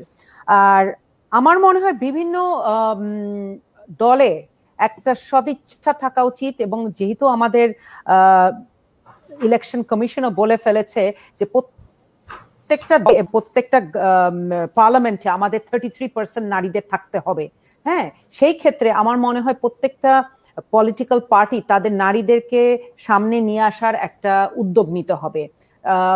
অনেক নারী আছে, আমরা সবসময় মনে করি নারীরা পারে না বা তারা হয়তো পিছিয়ে আছে বা তাদের ফাইন্যান্সিয়াল ব্যাকআপ নাই। হ্যাঁ, এগুলি একদমই ঠিক কথা নাই, কিন্তু এই পলিটিক্যাল পার্টি লিডার্সদেরই দায়িত্ব তাদেরকে সামনে নিয়ে আসা, তাদের ফাইন্যান্সিয়াল ব্যাকিং দেওয়া, তারা যাতে সহিংসতায় না পড়ে সেটা দেখা, এবং তারা এলাকাতে বিভিন্ন যে সিন্ডিকেট বা গুন্ডা বাহিনী বলেন এদের পাল্লায় যেন না পড়ে, তাদেরকে দেখে রাখার দায়িত্ব কিন্তু এই পলিটিক্যাল লিডার্সদের। সো তারা যদি এই কাজটি করে তাহলে কিন্তু নারীরা অনেক সামনের দিকে এগিয়ে যাবে। প্রথমেই তো বাধা আসে তাদের পরিবার থেকে, পরিবারের বাধার পরেই হলো তাদের পার্টির দেখা। পরিবারটাকে যদি সে কোনোভাবে বুঝিয়ে সে বার হতে পারে, তারপরের দায়িত্বই কিন্তু পলিটিক্যাল পার্টি লিডার্সদের, তখন তারা সেই দায়িত্বটা তাদের নিতে হবে। তারা সেই যদি দায়িত্বটা না নেয়, একটা নারীর পক্ষে এত কিছু পেরিয়ে আসা কিন্তু একদম সম্ভব না, মানে ব্যাকিং তো লাগবেই তখন তার। ধন্যবাদ। তামান্না আপু, আপনি নেটওয়ার্কের কারণে হয়তো ডিসকানেক্টেড ছিলেন, আমরা আসলে আলাপ করছিলাম, ডিসকানেক্টেড হয়ে গিয়েছিলাম। হ্যাঁ জি, একটু প্রবলেম হচ্ছে। আমি পরে আবার হ্যাঁ স্টিমিয়ারে ঢুকতে একটু প্রবলেম হচ্ছিল, পরে আবার পারলাম আর কি। আচ্ছা, আমরা যে বিষয়টা দ্যাটস ওকে, বাংলাদেশে একটু নেটওয়ার্কে প্রবলেম দেখা দিচ্ছে। আমরা যে বিষয়টা নিয়ে কথা বলছিলাম, মেহেজানা আপু যে বিষয়টি বললো, যে আমার কথাটা ছিল যে নারীর যে ক্ষমতায়ন, এই বিষয়টি নিয়ে আমরা অনেকেই অনেক সময়, বিশেষ করে আমি জানি যে আপনি মিডিয়াতেও আছেন, যে মিডিয়াতে বিরোধী দলগুলো আসলে বিরোধী দলগুলোর তেমন কোনো ভাষ্য নেই বা সেই বিষয়ে খুব একটা দেখা যাচ্ছে না, অন্যান্য বিষয়ের চেয়ে মানে বেশি নজর দিচ্ছে, কিন্তু এই নারী ক্ষমতায়ন বা উইমেন এম্পাওয়ারমেন্ট নিয়ে খুবই কম বিরোধী দলেরা কাজ বা কথা বলে থাকেন। এর মূল কারণটা আপনি কিভাবে দেখছেন? আচ্ছা, খুবই একটা গুরুত্বপূর্ণ প্রশ্ন আপনি করেছেন আহমেদ ভাই। আসলে মিডিয়ার সাথে যে নারীর যে সম্পর্ক, জেন্ডার্ড মিডিয়া যেটা আমরা আসলে বলে থাকি, আমি মিডিয়ান কমিউনিকেশন, আমি লন্ডন থেকে এমএস করেছি, তো আমার আসলে মিডিয়ার সাথে জেন্ডার যে বিষয়গুলো, এগুলো নিয়ে আমার থিসিস ছিল। তো মিডিয়াতে যে নারীর রিপ্রেজেন্টেশন, সেটা কিন্তু যেভাবে আমরা সমাজে দেখি ঠিক সেভাবেই কিন্তু একটা কান্ট্রি বা একটা সোসাইটিতে সেই নারীটাকে ক্ষমতায়িত করা হয় বা রিপ্রেজেন্ট করা হয়। তো মিডিয়াতে আমরা সবসময় দেখি যে অনেক ক্ষেত্রে যে নারীর যে বিষয়গুলো, সহিংসতার বিষয় বলেন বা নারীর ক্ষমতায়নের বিষয় বলেন, এই চিত্রগুলো মিডিয়াতে, যেগুলো ফ্রি প্রেস বা মিডিয়ার কথা যদি আমরা বলি, আমরা কিন্তু খুব সুন্দর করে সেগুলো প্রচার করে থাকি, যে নারী কিভাবে এগিয়ে যাচ্ছে সেটাও যেমন আমরা দেখাই বা আমরা চাই যে জনগণের সামনে আসুক। ঠিক অপরদিকে নারীর যে ড্রব্যাকস গুলো আছে, নারীর প্রতি যে সোসাইটিতে যে ধরনের বায়াসনেস থাকে, সেগুলো আমরা চাই যে মিডিয়াতে আসুক। এর কারণ হচ্ছে যে আমরা চাই যে যেটি বিরোধী দল বলছেন যে বিরোধী দল নারীর ক্ষমতায়নের ব্যাপারে খুব একটা সক্রিয় ভূমিকা পালন করে না, এটা কিন্তু একটা সত্যি কথা। কারণ বিরোধী দল আসলে নট অনলি নারীর ক্ষমতায়ন, আমি বলবো এখানে কিন্তু যে কোনো অগ্রগতির ক্ষেত্রে কিন্তু বিরোধী দলের ভূমিকা খুব একটা স্পষ্ট নয়। কারণ সরকার সবসময় চাইবে যে নারীর ক্ষমতায়ন হোক বা বাংলাদেশে যে বিষয়গুলো, আমাদের অর্থনৈতিক প্রবৃদ্ধি থেকে শুরু করে প্রত্যেকটা বিষয়ে নারীরা এগিয়ে যাক। বিরোধী দল তো সেটি চাইবে না, কারণ দেশের যে অগ্রগতি প্রশ্নে নারীরা যে একটা ভূমিকা রাখছে এবং নারীদের এই ভূমিকাটা যে খুবই অপরিহার্য বাংলাদেশের প্রেক্ষাপটে, আমাদের সমাজের প্রেক্ষাপটে, সেটি কিন্তু বিরোধী দল জানে, কিন্তু তারা রিকগনাইজ করলেও সেটি কিন্তু মিডিয়াতে খুব সেভাবে তারা বলছেন না। বলছেন না এর কারণ হতে পারে হয়তো পলিটিক্যাল, তাদের যে বাংলাদেশের গভর্নমেন্টের যে পলিটিক্যাল এজেন্ডা ছিল যে তারা এসডিজি বাস্তবায়ন করবে, নারীর ক্ষমতায়নের জন্য তারা যা যা সুবিধা দেওয়ার সেটি দিবে, এবং সেইটা সরকার তার ইলেকশনের যে ম্যানিফেস্টো সেটি বাস্তবায়ন করে যাচ্ছে, সেই জিনিসটা হয়তো বা তারা ফোকাস করতে চাচ্ছেন না, এটি একটা কারণ হতে পারে। আর সবচেয়ে বড় কথা যে বাংলাদেশে আগের দিনগুলোতে যদি আপনি তাকিয়ে দেখেন যে বিগত সরকারের আমলে নারীর যে অবস্থান আর আজকে নারীর যে অবস্থান, এটির মধ্যে কিন্তু আসলে আকাশ পাতাল তফাৎ। কারণ এখন আপনি দেখেন যে বাংলাদেশের 64টা জেলার মধ্যে সম্ভবত অনেক বেশির অর্ধেক না হলেও অর্ধেকের কাছাকাছি জেলাতে কিন্তু নারী জেলা প্রশাসক আছে, ডিসি যেটা, তারপরে পুলিশের বড় বড় পদে নারীরা আছেন, ডিপ্লোম্যাট হিসেবে নারীরা আছেন।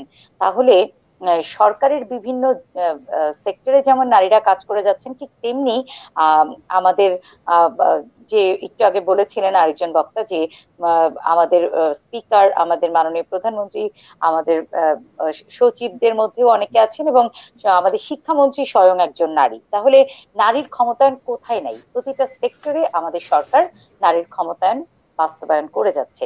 তো সেক্ষেত্রে বিরোধী দল আসলে এই বিষয়টা নিয়ে সামনে আসুক আর না আসুক, এতে খুব একটা যায় আসে না, কারণ নারীর ক্ষমতায়ন বাংলাদেশে হচ্ছে এবং ভবিষ্যতেও আরো বেশি তড়িৎ গতিতে নারীরা এগিয়ে যাবে, এটি আমরা আসলে প্রত্যাশা করি। ধন্যবাদ। ধন্যবাদ তামান্না আপু। অবশ্য আমরা ভিডিও ক্লিপ থেকে দেখেছি যে বর্তমান আমাদের মাননীয় প্রধানমন্ত্রী শেখ হাসিনার নেতৃত্বে বিভিন্ন ক্ষেত্রে নারীদের অনেক ডেভেলপমেন্ট হয়েছে বিগত বছরগুলিতে, এবং যে একজন বলেছেন যে বর্তমানে আমাদের যে স্পিকার, মাননীয় স্পিকার, উনি একজন নারী নেতৃত্বে আছেন। তো এই বিষয়ে আমি বাংলাদেশের বাহিরে যে যারা ইয়াং জেনারেশন আছে, আমি জিজ্ঞেস করছি যে সিনথিয়াকে যে এই বিষয়টাকে তুমি কিভাবে দেখছো, বাংলাদেশের বাহির থেকে বাংলাদেশকে? ওনারা দুজনেই মানে কি বলে পলিটিক্যাল মানে বা রাজনৈতিক ইয়েতে নারীদের নিয়ে কথা বললেন। আমি একটা জিনিস বলি যে এইবার কিন্তু উনি মেজাবিন আপু আগে বলেছেন যে কামালা হ্যারিস আমেরিকার ভাইস প্রেসিডেন্ট হলেন, এটা কিন্তু অল ওভার দ্য নিউজ।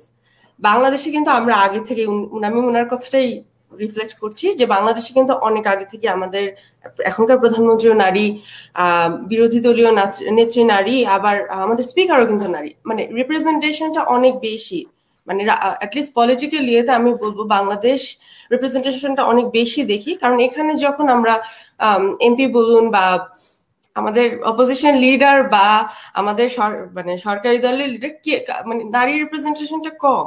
এখনো কিন্তু দেখা যায় এখানেও যে আপনার বিশেষ বিশেষ আপনার ক্যাবিনেট গুলোতে মেয়েদেরকে আছে, মানে আমি ক্যানাডার কথা বলছি।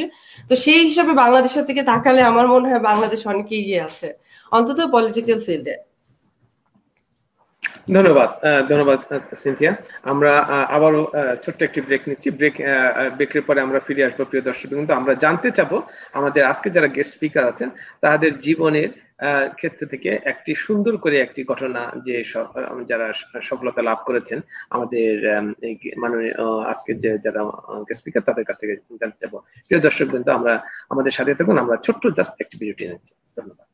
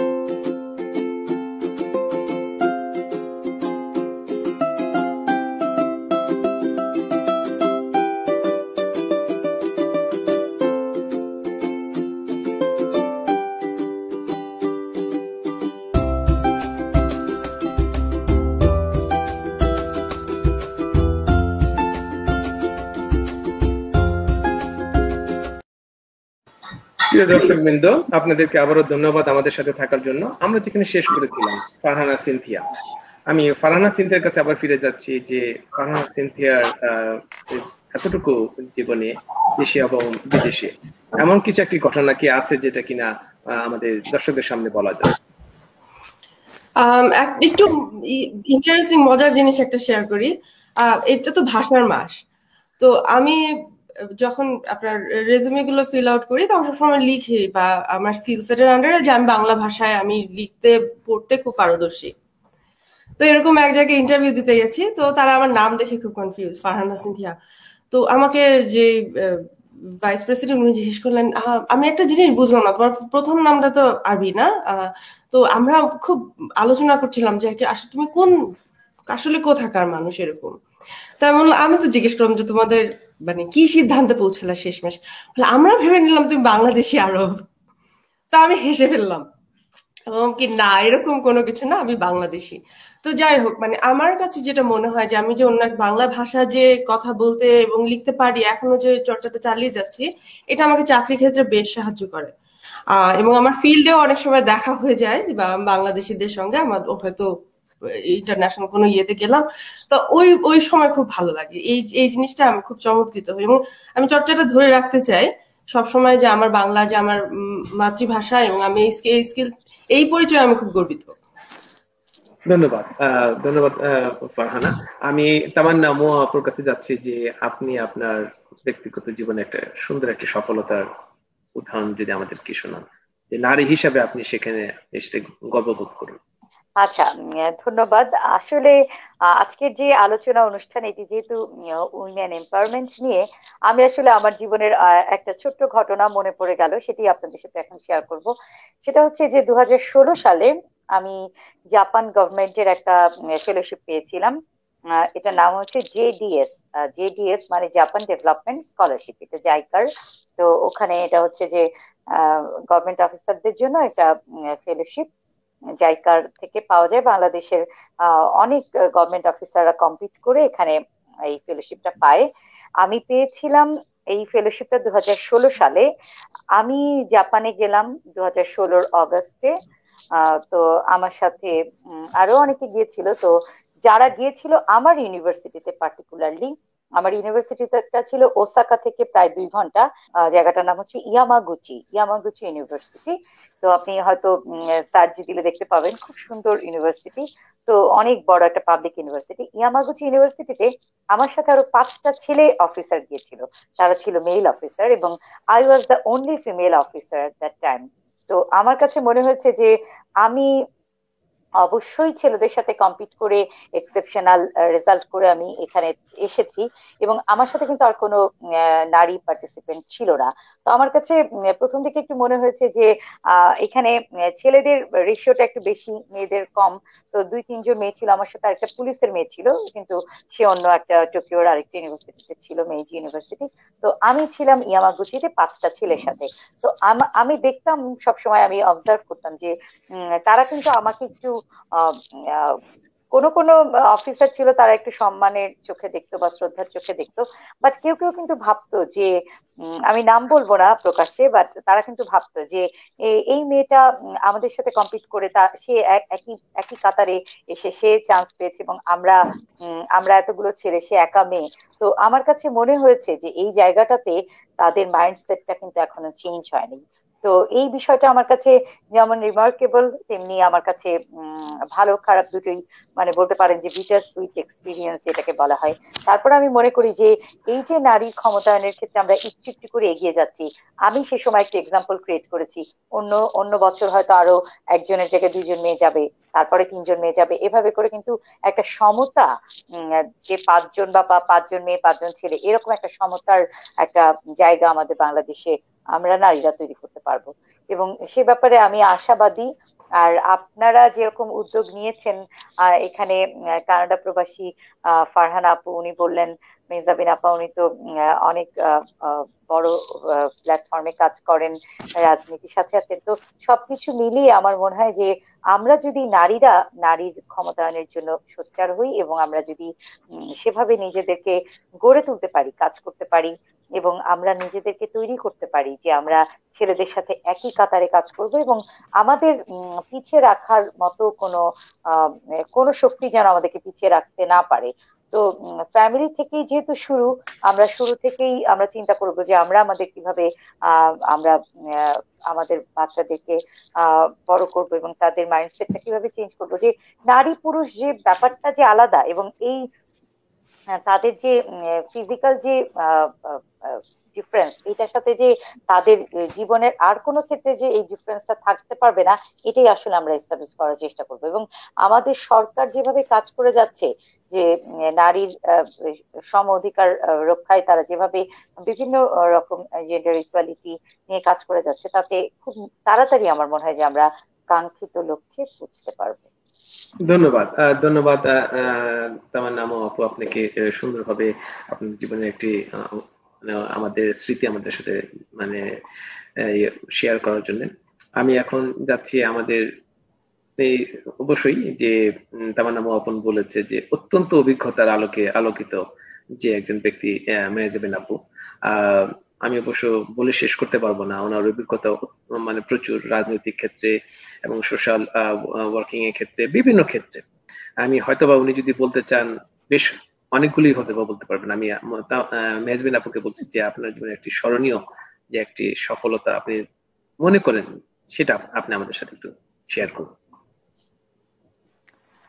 ধন্যবাদ আপনাকে। সফলতা কিনা জানি না, কিন্তু আমি নিজেকে খুবই ধন্য মনে করতাম এবং আমি মাননীয় প্রধানমন্ত্রীর কাছে খুবই কৃতজ্ঞ যে আমাকে উনি সংসদে নিয়ে যাওয়ার সুযোগ দিয়েছে এবং কাজ করার সুযোগ দিয়েছে। এবং সেভাবেই আমি standing committee for foreign affairs এর একজন মেম্বার ছিলাম। সেইখান থেকে একটা ছোট ঘটনা বলবো। সেই কমিটিতে 10 জন ছিল, 10 জনের মধ্যে আমি ছিলাম একজন নারী এবং আমাদের চেয়ারম্যান ডক্টর দীপুমণি, উনি ছিলেন চেয়ারম্যান আর কি। তা আমরা দুজনই নারী ছিলাম। তো আমি খেয়াল করেছি যে যখনই আমরা কোনো দেশে সফর করেছি, স্পেশালি মিডল ইস্টে, জর্ডানে, লেবাননে বা ইউএই, আমাদের ইসলামিক কান্ট্রিতে, মালয়েশিয়াতে, তারা যে এত আমাদের সম্মান দিত, কারণ তারা বিশ্বাসই করতে পারতো না যে বাংলাদেশের মতন একটা মুসলিম দেশে চেয়ারম্যান আছেন মহিলা এবং আমি মহিলা, একজন কমিটির 10 জনের মধ্যে শুধু আমি একজন মহিলা ছিলাম। তো এই জিনিসটা, সেই সম্মানটা আমার মনে হয় আসলে অন্যরকম সম্মান। তো এটি আমার সবসময় মনে পড়ে যে যেখানে গিয়েছি, এবং আমরা তো শুধু মুসলিম কান্ট্রিও না, ওয়েস্টার্ন, যেরকম রাশিয়া গিয়েছি, অস্ট্রেলিয়া গেছি, তারা বুঝতেই পারে না যে নারীদেরকে আমাদের মাননীয় প্রধানমন্ত্রী এত সম্মানের জায়গায় দিয়ে দিয়েছে, এত উপরের জায়গায়, এবং দায়িত্ব সেরকম ছিল আমাদের। সো এটা একটা বিরাট ব্যাপার, এবং আমরা যে বাংলাদেশকে রিপ্রেজেন্ট করতে পেরেছি সেটাও একটা বড় সম্মানের ব্যাপার। আর আমি তামান্নার সাথে একটু মিল খেয়েই বলতে চাইছি যে নারীরা শুধু সোচ্চার করলে হবে না, পুরুষদেরকে আনতে হবে এই প্রোগ্রামে। আমি চাই পুরুষদের থাকা উচিত ছিল, বিকজ তাদের থেকেও শুনতে হবে, তাদের শিখতে হবে। তাদেরকে ছাড়া আমাদের নারীর ক্ষমতায়ন হবে না। তো আমরা সবাইকে মিলিয়ে বসবো। জি, সবাইকে নিয়ে, এবং আপনার সাথে আমি আরো একমত আপা। এটা আমিও ফিল করছিলাম যে ব্যালেন্স থাকা উচিত ছিল, যে দুইজন নারী দুইজন পুরুষ, তাহলে আরো সুন্দর হতো। এবং তারা কি মনে করছে এবং তাদের চিন্তা কি, তাদেরকে কি চেঞ্জ করতে হবে নাকি না, তারা অলরেডি এটা বুঝে, এটাও তো বুঝার একটা ব্যাপার আছে। এবং আপনি যেটা বলছেন খুবই ঠিক কথা, যে ফ্যামিলি থেকে আরম্ভ করতে হবে। ছোট বাচ্চা থাকাকালেই তাদেরকে এটা বুঝাতে হবে, এবং ওই ফ্যামিলিতে যখন স্টার্ট হবে তখন কিন্তু বাবা মার দুজনকেই লাগবে, একজনকে দিয়ে হবে না। So it's very important. So আপনাকে ধন্যবাদ আবার, কারণ আপনি এটা মেনশন করাতে। ধন্যবাদ। আমি আমার গেটে, আমার বাসার দরজায় লিখে, একটা স্টিকার ছিল আমার কাছে, আমি একটা প্রোগ্রামে এটা কালেক্ট করেছিলাম, যে gender equality begins at home. এটা আসলে সত্যি একটা কথা। ধন্যবাদ। আমরা প্রিয় দর্শকবৃন্দ, আজকে আমরা বুঝতে পেরেছি যে আমাদের জেন্ডার ইকুয়ালিটি আজকের গেস্ট স্পিকারদের মধ্যে থাকার দরকার ছিল অবশ্য। তো আমি আবার আরেকটি অনুষ্ঠানে আমরা যখন আসব, তখন ওই অনুষ্ঠানে আমরা আবার সেইভাবে আমরা প্রস্তুত হয়ে আবার আসবো আলোচনার জন্য। আমাকে বাংলাদেশ থেকে অনেকেই আজকেই ফোন করেছে একজন। আমি অবশ্য সকালে সিনথিয়ার কাছে জিজ্ঞেস করছিলাম যে বলেছে যে ভাইয়া আপনি যে আজকে যে অনুষ্ঠানটা করছেন আমি জানি না আমি প্রশ্নটা করতে পারবো কিনা, কিন্তু মেয়েরা যখন বিয়ে হয়ে যখন শ্বশুর বাড়িতে যাচ্ছেন তখন তারা বিভিন্ন ভাবে প্রতিবন্ধকতার সৃষ্টি মানে সম্মুখীন হচ্ছেন। তো সেই ক্ষেত্রে আমাদের সামাজিক যে চিন্তা ভাবনা সেখানে কোনো পরিবর্তন হচ্ছে না এখন পর্যন্ত। এই বিষয়ে আমাদের বাংলাদেশের একজন দর্শক আপনাদের কাছে শুনতে চাচ্ছে যে আসলে এই বিষয়ে আপনারা কি বলতে চাচ্ছেন, যে মেয়েদের যে বিয়ে হয়ে যাওয়ার পর যে শ্বশুর বাড়িতে যে অবস্থান, অনেক ক্ষেত্রেই তাদের সেই অধিকারটুকু ওনারা পাচ্ছেন একটা নতুন জায়গা থেকে একটা নতুন জায়গাতে যাওয়ার পরে, সেই বিষয়ে আপনারা কিছু যদি বলেন। আমি তামান্না আপুকে বলছি এই বিষয়ে যদি আপনি কিছু বলেন। আমাকে বাংলাদেশ থেকে একজন সকালে ফোন করে জিজ্ঞেস করেন মানে শ্বশুর বাড়িতে গিয়ে কি কি প্রবলেম ফেস করছে সেরকম কিছু নাকি? হ্যাঁ, শ্বশুর বাড়িতে যাওয়ার পর মেয়েরা সাধারণত ওয়েল অ্যাকসেপ্টেড হচ্ছে না, অনেক জায়গাতেই হচ্ছে না। তারা বিভিন্ন রকম ভাবে হয়তো বা পারিবারিক ভাবে খুব আপন করে নিতে অনেক সমস্যা হচ্ছে বাংলাদেশে। তো এই ক্ষেত্রে যে সামাজিক যে প্রতিবন্ধকতা সেটাকে কিভাবে দূর করা যায়, সেটা কি আমাদের কালচারাল প্রবলেম নাকি সেটা আমাদের সোশ্যাল প্রবলেম নাকি সেটা আমাদের কোনো আইনগত কোনো কিছু প্রবলেম আছে নাকি, আমি আরেকটু জিনিসটা বলতে চাচ্ছি যে আমাদের আসলে পাঠ্যপুস্তক বিষয়ে আমরা যদি আমাদের ছোট সময় থেকে যদি এই বিষয়ে যদি আমাদের যদি কিছু জ্ঞান দান করা হয়ে থাকে যে আসলে কার কতটুকু দায়িত্ব বা আছে, বিশেষ করে আমি কানাডাতে আমি বলবো যে প্রতিটা ক্ষেত্রেই মানুষের অধিকার সম্পর্কে এখানে জ্ঞান দেওয়া হয়। আমাদের দেশে আমি যতটুকু এখন পর্যন্ত আমি জানি, মেয়াজমেন আপু ভালো বলতে পারবেন যে এই বিষয়ে আমাদের খুবই আমরা ছোট সময় থেকে শৈশব থেকে আমরা জ্ঞান নিতে পারছি না, পারিবারিক ভাবে নিতে পারছি না। সেই ক্ষেত্রে আপনারা আপনাদের দৃষ্টিভঙ্গিটা। আচ্ছা, আমি একটু বলবো কি তাহলে এই ব্যাপারে? আপা যদি আচ্ছা আপা আপনি অবশ্যই আরো ভালো জানবেন। তো বাংলাদেশের যে প্রেক্ষাপটে আমরা বলবো যে এই সোশ্যাল প্রবলেম বা কালচারাল প্রবলেম এটা অবশ্যই পরিলক্ষিত হয়। অনেক ফ্যামিলিতেই আছে যে মেয়েরা বিয়ের পরে চাকরি ছেড়ে দিতে বাধ্য হচ্ছে, মেয়েরা সংসারে তাদের যে শ্বশুর বাড়ির ফ্যামিলি বলবো যে তাদের কাছ থেকে একই রকম ট্রিটমেন্ট পাচ্ছে না যেমনটি সে তার বাবার বাড়িতে পেয়ে থাকে। এটা একদম বাস্তব সত্য। কিন্তু এরপরেও এগুলো ওভারকাম করে মেয়েরা এগিয়ে যাচ্ছে। এবং যেটি আপনি বললেন যে ছোটবেলা থেকে যে পাঠ্যপুস্তকে এই বিষয়গুলো মেনশন করা থাকে কিনা, বা যে ছেলেরাও তো মেয়েদের সাথে ইকুয়ালি তারাও পড়াশোনা করছে, তাদের যে এডুকেশন কি তাদেরকে মাইন্ডসেট চেঞ্জ করতে সাহায্য করছে কিনা এই বিষয়গুলো নিয়ে অ্যানালাইসিস করা হয়। এবং আপনি হয়তো জানেন যে কারিকুলাম তো প্রায় কয়েক বছর পরপরই চেঞ্জ হয়। জাতীয় যে national curriculum and text book board NCTB, সেখানে আমি কাজ করেছিলাম 3 বছর। তো 2010 সাল থেকে 13 সাল পর্যন্ত। তো আমরা দেখেছি যে আমাদের আগের যে বইগুলো ছিল, যেমন বইতে দেখা যেত যে সবসময় ছেলেদের বিষয়গুলোকে প্রায়োরিটি দেওয়া হতো, বা কোনো একটা গল্পের বই বা কোনো একটা টেক্সট সেখানে ছেলের নামে থাকতো সুমন অথবা রাজু, এরকম একটা ছেলের নাম। আমরা কিন্তু বা ছবিটাও দেখা যাচ্ছে যে ছেলে বাবার হাত ধরে রাস্তা পার হচ্ছে, টেক্সট বইয়ে যে ছবিগুলো দেওয়া থাকতো এগুলো কিন্তু এখন পুরোপুরি চেঞ্জ হচ্ছে, যে একটা ছেলের নাম থাকলে আরেক ঠিক পরের টেক্সটটাতে একটা মেয়ের নামও থাকবে, বা ছেলের ছবি দেওয়া হলে মেয়ের ছবিও দেওয়া থাকবে, বা মা ছেলেকে কেন ভালো খাবার দিবে, মেয়েকেও ভালো খাবার দিবে, সুষম খাদ্যের যে বিষয়গুলো থাকে বা ওইরকম টেক্সট গুলোতে যে ছেলে মেয়ে উভয়ই পুষ্টিকর খাবার খাবে, কারণ তার ব্রেন ডেভেলপমেন্টের ক্ষেত্রে পুষ্টিকর খাবার সুষম খাদ্য এগুলো অনেক বেশি কাজে লাগে। এবং ব্রেন ডেভেলপমেন্ট না যদি হয়, সে ভবিষ্যতে একইভাবে ছেলেদের সাথে কাজ করতে পারবে না, বা তার যে পড়াশোনা করার যে মেধা, তার শক্তি, তার রেজাল্ট সেরকম কিছু একইভাবে তারা ভালো করতে পারবে না। এই বিষয়গুলোকে মাথায় রেখেই পাঠ্যপুস্তক বোর্ড প্রতিনিয়ত তাদের যে কারিকুলাম সেটা জেন্ডার ব্যালেন্স করে আমরা করার চেষ্টা করি, এবং কোন রকম যাতে বায়াস না থাকে কোনো বইয়ের মধ্যে সেগুলো আমরা করার চেষ্টা করছি। এখন সেইটা তো শুরু থেকে তাদের যে টেক্সট বইয়ের সাথে যে সম্পর্ক, এর পরেও এরপরেও কিন্তু দেখা যায় যে কিছু ডিসক্রিমিনেশন থেকেই যায়। যেমন একটা ছেলেও যা পড়ছে, একটা মেয়েও তা পড়ছে।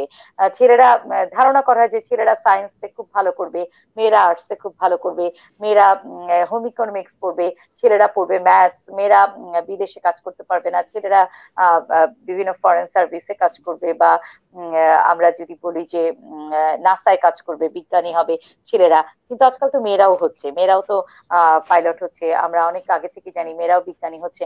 তো এই বিষয়গুলো যখন বড় হওয়ার পরে এই ছেলে মেয়ের যে ডিসক্রিমিনেশন, এটা না থাকবে, এটা যখন দূর হয়ে যাবে, তখন কিন্তু আলটিমেটলি যে শ্বশুর বাড়িতে গেলে মেয়ে কাজ করতে পারবে না, সেখানে হাউস হোল্ড ওয়ার্কই করবে, ছেলেরা করবে না, এই জিনিসগুলো কিন্তু আস্তে আস্তে চেঞ্জ হবে। তাহলে এই কালচারাল যে অ্যাটমসফিয়ার চেঞ্জের ব্যাপারটা, সোসাইটি কালচার সবকিছু ইন্টার রিলেটেড, ইন্টারডিসিপ্লিনারি অ্যাক্টিভিটিস। তো এই সোসাইটির সাথে যদি আমরা একসাথে তাদের সাথে তাল মিলিয়ে কালচারটাকেও চেঞ্জ করতে চেষ্টা করি, তাহলে কিন্তু ultimately in the long run দেখা যাবে যে এই শ্বশুর বাড়ির যে প্রবলেম গুলো বলছেন, এখান থেকে মেয়েরা বের হয়ে আসতে পারবে।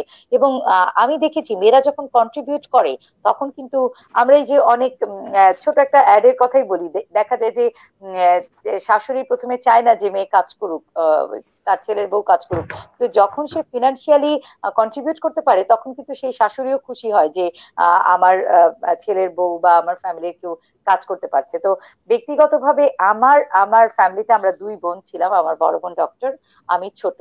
তো আমি আমার ফ্যামিলিতে আমার বাবা মার মধ্যে কখনোই দেখি নাই যে মেয়েদের সাথে ছেলেদের কখনো পার্থক্য করতে, বা আমরা নিজেরাও কখনো, আমি বুঝিই নাই যে আমার ভাই নাই, যেটা আপা একটু আগে বলছিলেন প্রথম দিকে যে ভাই নাই, কথাটা শুনতে হয়। তো আমার কখনোই আমার এই রিয়েলাইজেশন হয় নাই যে আমার ভাই নাই, বা আমরা মেয়ে ছেলেদের সমান আমরা হতে পারবো না। আমি মেয়েদের স্কুল কলেজে পড়েছি বিকারণেসায়, তারপর আমি ঢাকা ইউনিভার্সিটিতে পড়েছি, কো এডুকেশনে গেলাম, ইংলিশে যখন অনার্স পড়তে গেলাম তখন। তার আগ পর্যন্ত আমি কিন্তু ছেলে আর মেয়ের যে পার্থক্য, এটাই আমি বুঝি নাই, বা এটা আমার আসলে বোঝার মতো কখনো কোনো পরিস্থিতি আমি ফেস করি নাই যে ছেলেরা পারবে মেয়েরা পারবে না। কারণ আমার দৃষ্টিকোণ থেকে ছেলেরা আর মেয়েরা সবাই মানুষ, সবার মধ্যে একই রকম ক্যাপাবিলিটি আছে, তাদের ক্যাপাসিটি আছে। তারা যদি নিজেকে বিল্ড আপ করতে পারে, ক্যাপাসিটি ডেভেলপমেন্ট করতে পারে, অবশ্যই তারা একইভাবে যে কোনো সেক্টরে জীবনে কাজ করতে পারবে এবং সমৃদ্ধও হতে পারবে, এবং দেশের জন্য, জাতির জন্য, আমাদের পৃথিবীর জন্য কিছু না কিছু কন্ট্রিবিউট করতে পারবে। ধন্যবাদ। ধন্যবাদ তামান্না আপা। আমি মেহেরজান আপুর কাছে জানতে চাচ্ছি যে আমাকে যে সকালবেলা একজন আপু আমাকে ফোন করে বলেছেন, বর্তমান ক্ষেত্রে এটা কি কোনো পরিবর্তন এসেছে? আপনি কি দেখেছেন যে মেয়েদের ক্ষেত্রে বিয়ের পরে শ্বশুর বাড়িতে যে অবস্থা, সেক্ষেত্রে আপনার দৃষ্টিতে কতটুকু দেখেছেন যে আগের চেয়ে বর্তমানে কতটুকু ইমপ্রুভড? আপনি প্রশ্নটা আবার একটু করবেন, আমি জাস্ট মিস করে গেছি। আমাকে যে সকালে একজন বলেছেন যে বিয়ের হওয়ার পর একটা মেয়ে যখন শ্বশুর বাড়িতে যাচ্ছে, তখন তাকে ওরকম ভাবে ওয়েল অ্যাকসেপ্টেন্সটা হচ্ছে না, তাকে খাপ খেয়ে নিতে অনেক কষ্ট হয়, সহযোগিতা পায় না অনেক ক্ষেত্রে। হ্যাঁ, তো এই ধরনের কমপ্লেন আমরা আগেও শুনেছি যে হ্যাঁ, শাশুড়ির সাথে মিলছে না, ননদের সাথে মিলছে না, বা দেবরের সাথে মিলছে না, অনেক কিছু হচ্ছে, যেটা অনেক সময় একসময় ছিল। কিন্তু এখনো একজন আজকে সকালবেলা আমাকে বলেছে আপনাদের কাছে জিজ্ঞেস করার জন্য যে এই বিষয়ে আপনারা কি চিন্তা ভাবনা করছেন, এই বিষয়ে বাংলাদেশ কতটুকু সামনে এগোবে এই সামাজিক প্রতিবন্ধকতা। আমি প্রথমেই বলতে চাই, আমার মনে হয় জয়েন্ট ফ্যামিলিতে থাকা, শ্বশুর শাশুড়িকে নিয়ে থাকা, এই কনসেপ্টটাই কিন্তু বাংলাদেশে আস্তে আস্তে উঠে যাচ্ছে। এটা কিন্তু এখন আর নাই। আমার মনে হয় খুব কম মানে হাজবেন্ড ওয়াইফই থাকে তাদের শ্বশুর শাশুড়ির বাড়িতে, তারা সবসময় তারা আলাদাই থাকার চেষ্টা করে। সো এই কনসেপ্টই উঠে যাচ্ছে এখন। এবং আমরা প্রথমে যখন কথা বলেছিলাম যে ওই বাচ্চাদের জন্য, ছোট বাচ্চাদের জন্য যে ওই ফ্যাক্টরিতে অ্যান্ড ডে সেন্টার, ওটার মানে ওই কথাটা উঠার কারণটাই কিন্তু ছিল আমরা শ্বশুর শাশুড়ি বা মা বাবার সাথে থাকি না, সেই জন্যই ডে কেয়ারটা লাগবে। হ্যাঁ, সো আমার মনে হয় সময়ের সাথে সাথে আমাদের মেন্টালিটি, আমাদের চাওয়া পাওয়া, আমাদের পারিপার্শ্বিক অবস্থা সবকিছুই চেঞ্জ হয়ে যাচ্ছে। আমরা কিন্তু একটু ওয়েস্টার্ন ওয়ার্ল্ডের সাথে, টেকনোলজি অ্যান্ড এত ফাস্ট মুভিং সবকিছুর সাথে আমরা কিন্তু অনেক সামনের দিকে চলে যাচ্ছি।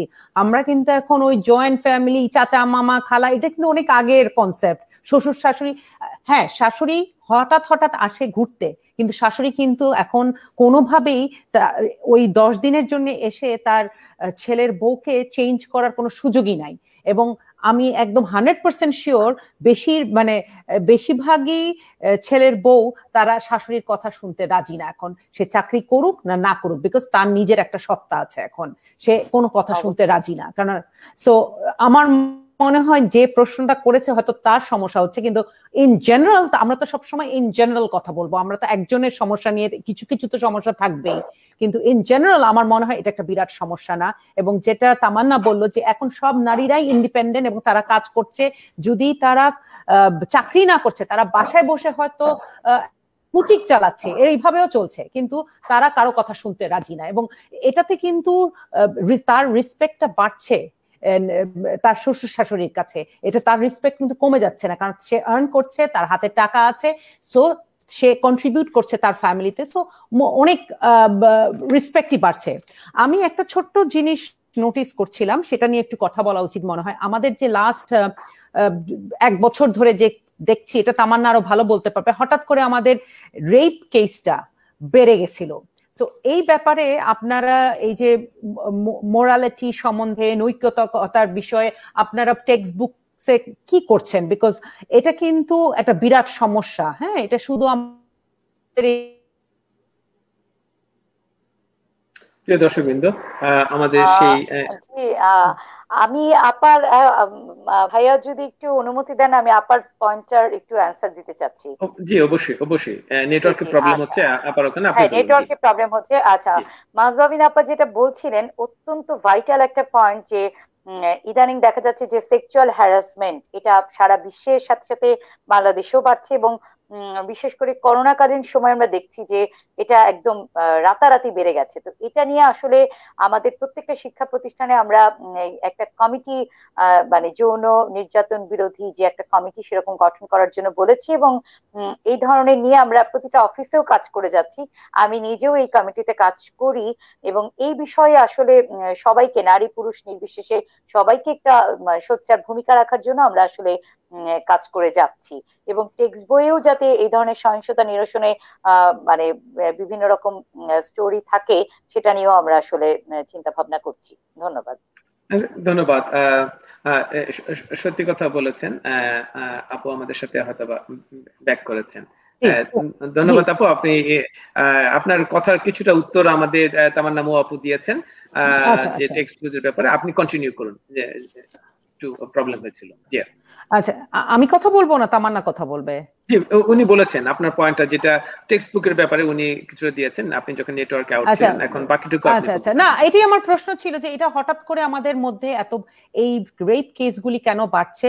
অনেকে বলে যে আগেও ছিল, কিন্তু মিডিয়া তখন অত স্ট্রং ছিল না দেখে আমরা জানতাম না, এখন মিডিয়া অনেক স্ট্রং, সেজন্য আমরা সব খবর পাই। কিন্তু আমার মনে হয় আমাদের নৈতিকতার একটা সমস্যা চলছে এখন, এবং আমাদের এটা সোর্সটা জানতে হবে, এবং সোর্সটা জেনে আমাদের ওইটা ট্রিটমেন্ট ছোটকাল থেকে করতে হবে। এটা বড় হয়ে এটাকে চেঞ্জ করা যাবে না।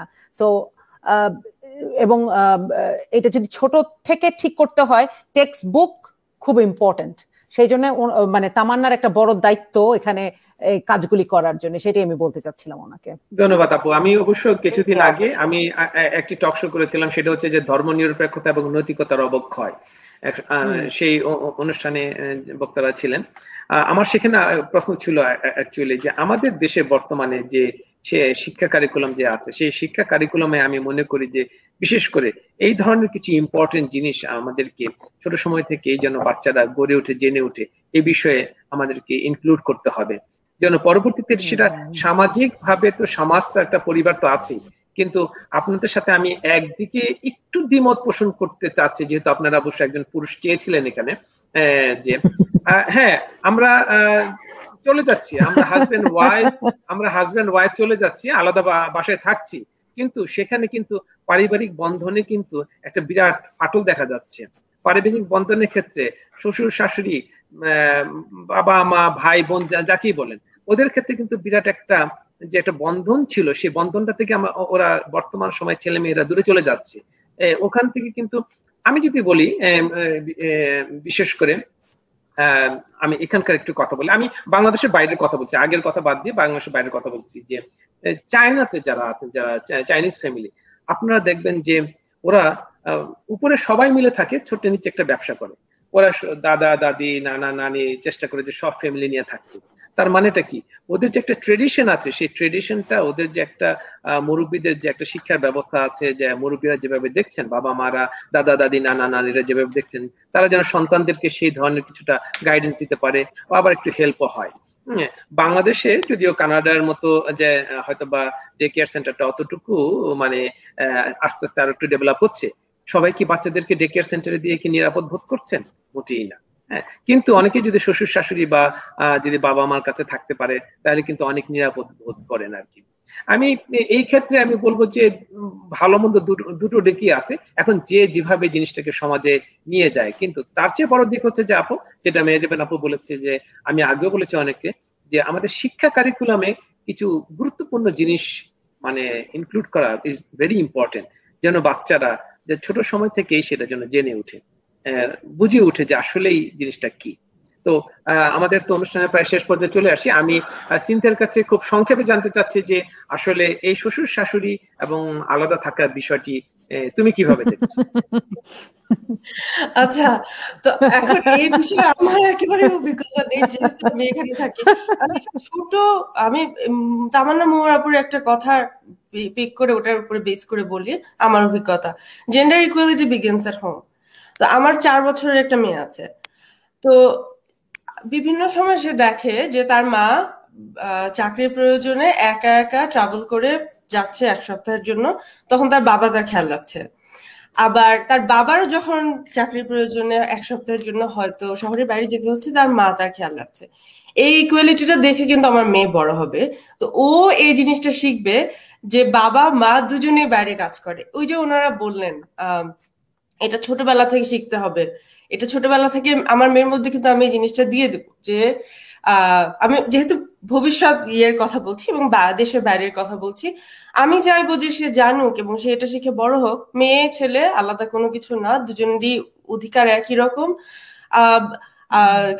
বাইরে গিয়ে কাজ করার ক্ষমতাও একই রকম। ঠিক এই শিক্ষাগুলো আমি দেব এবং সে কিন্তু এটা দেখেই বড় হচ্ছে।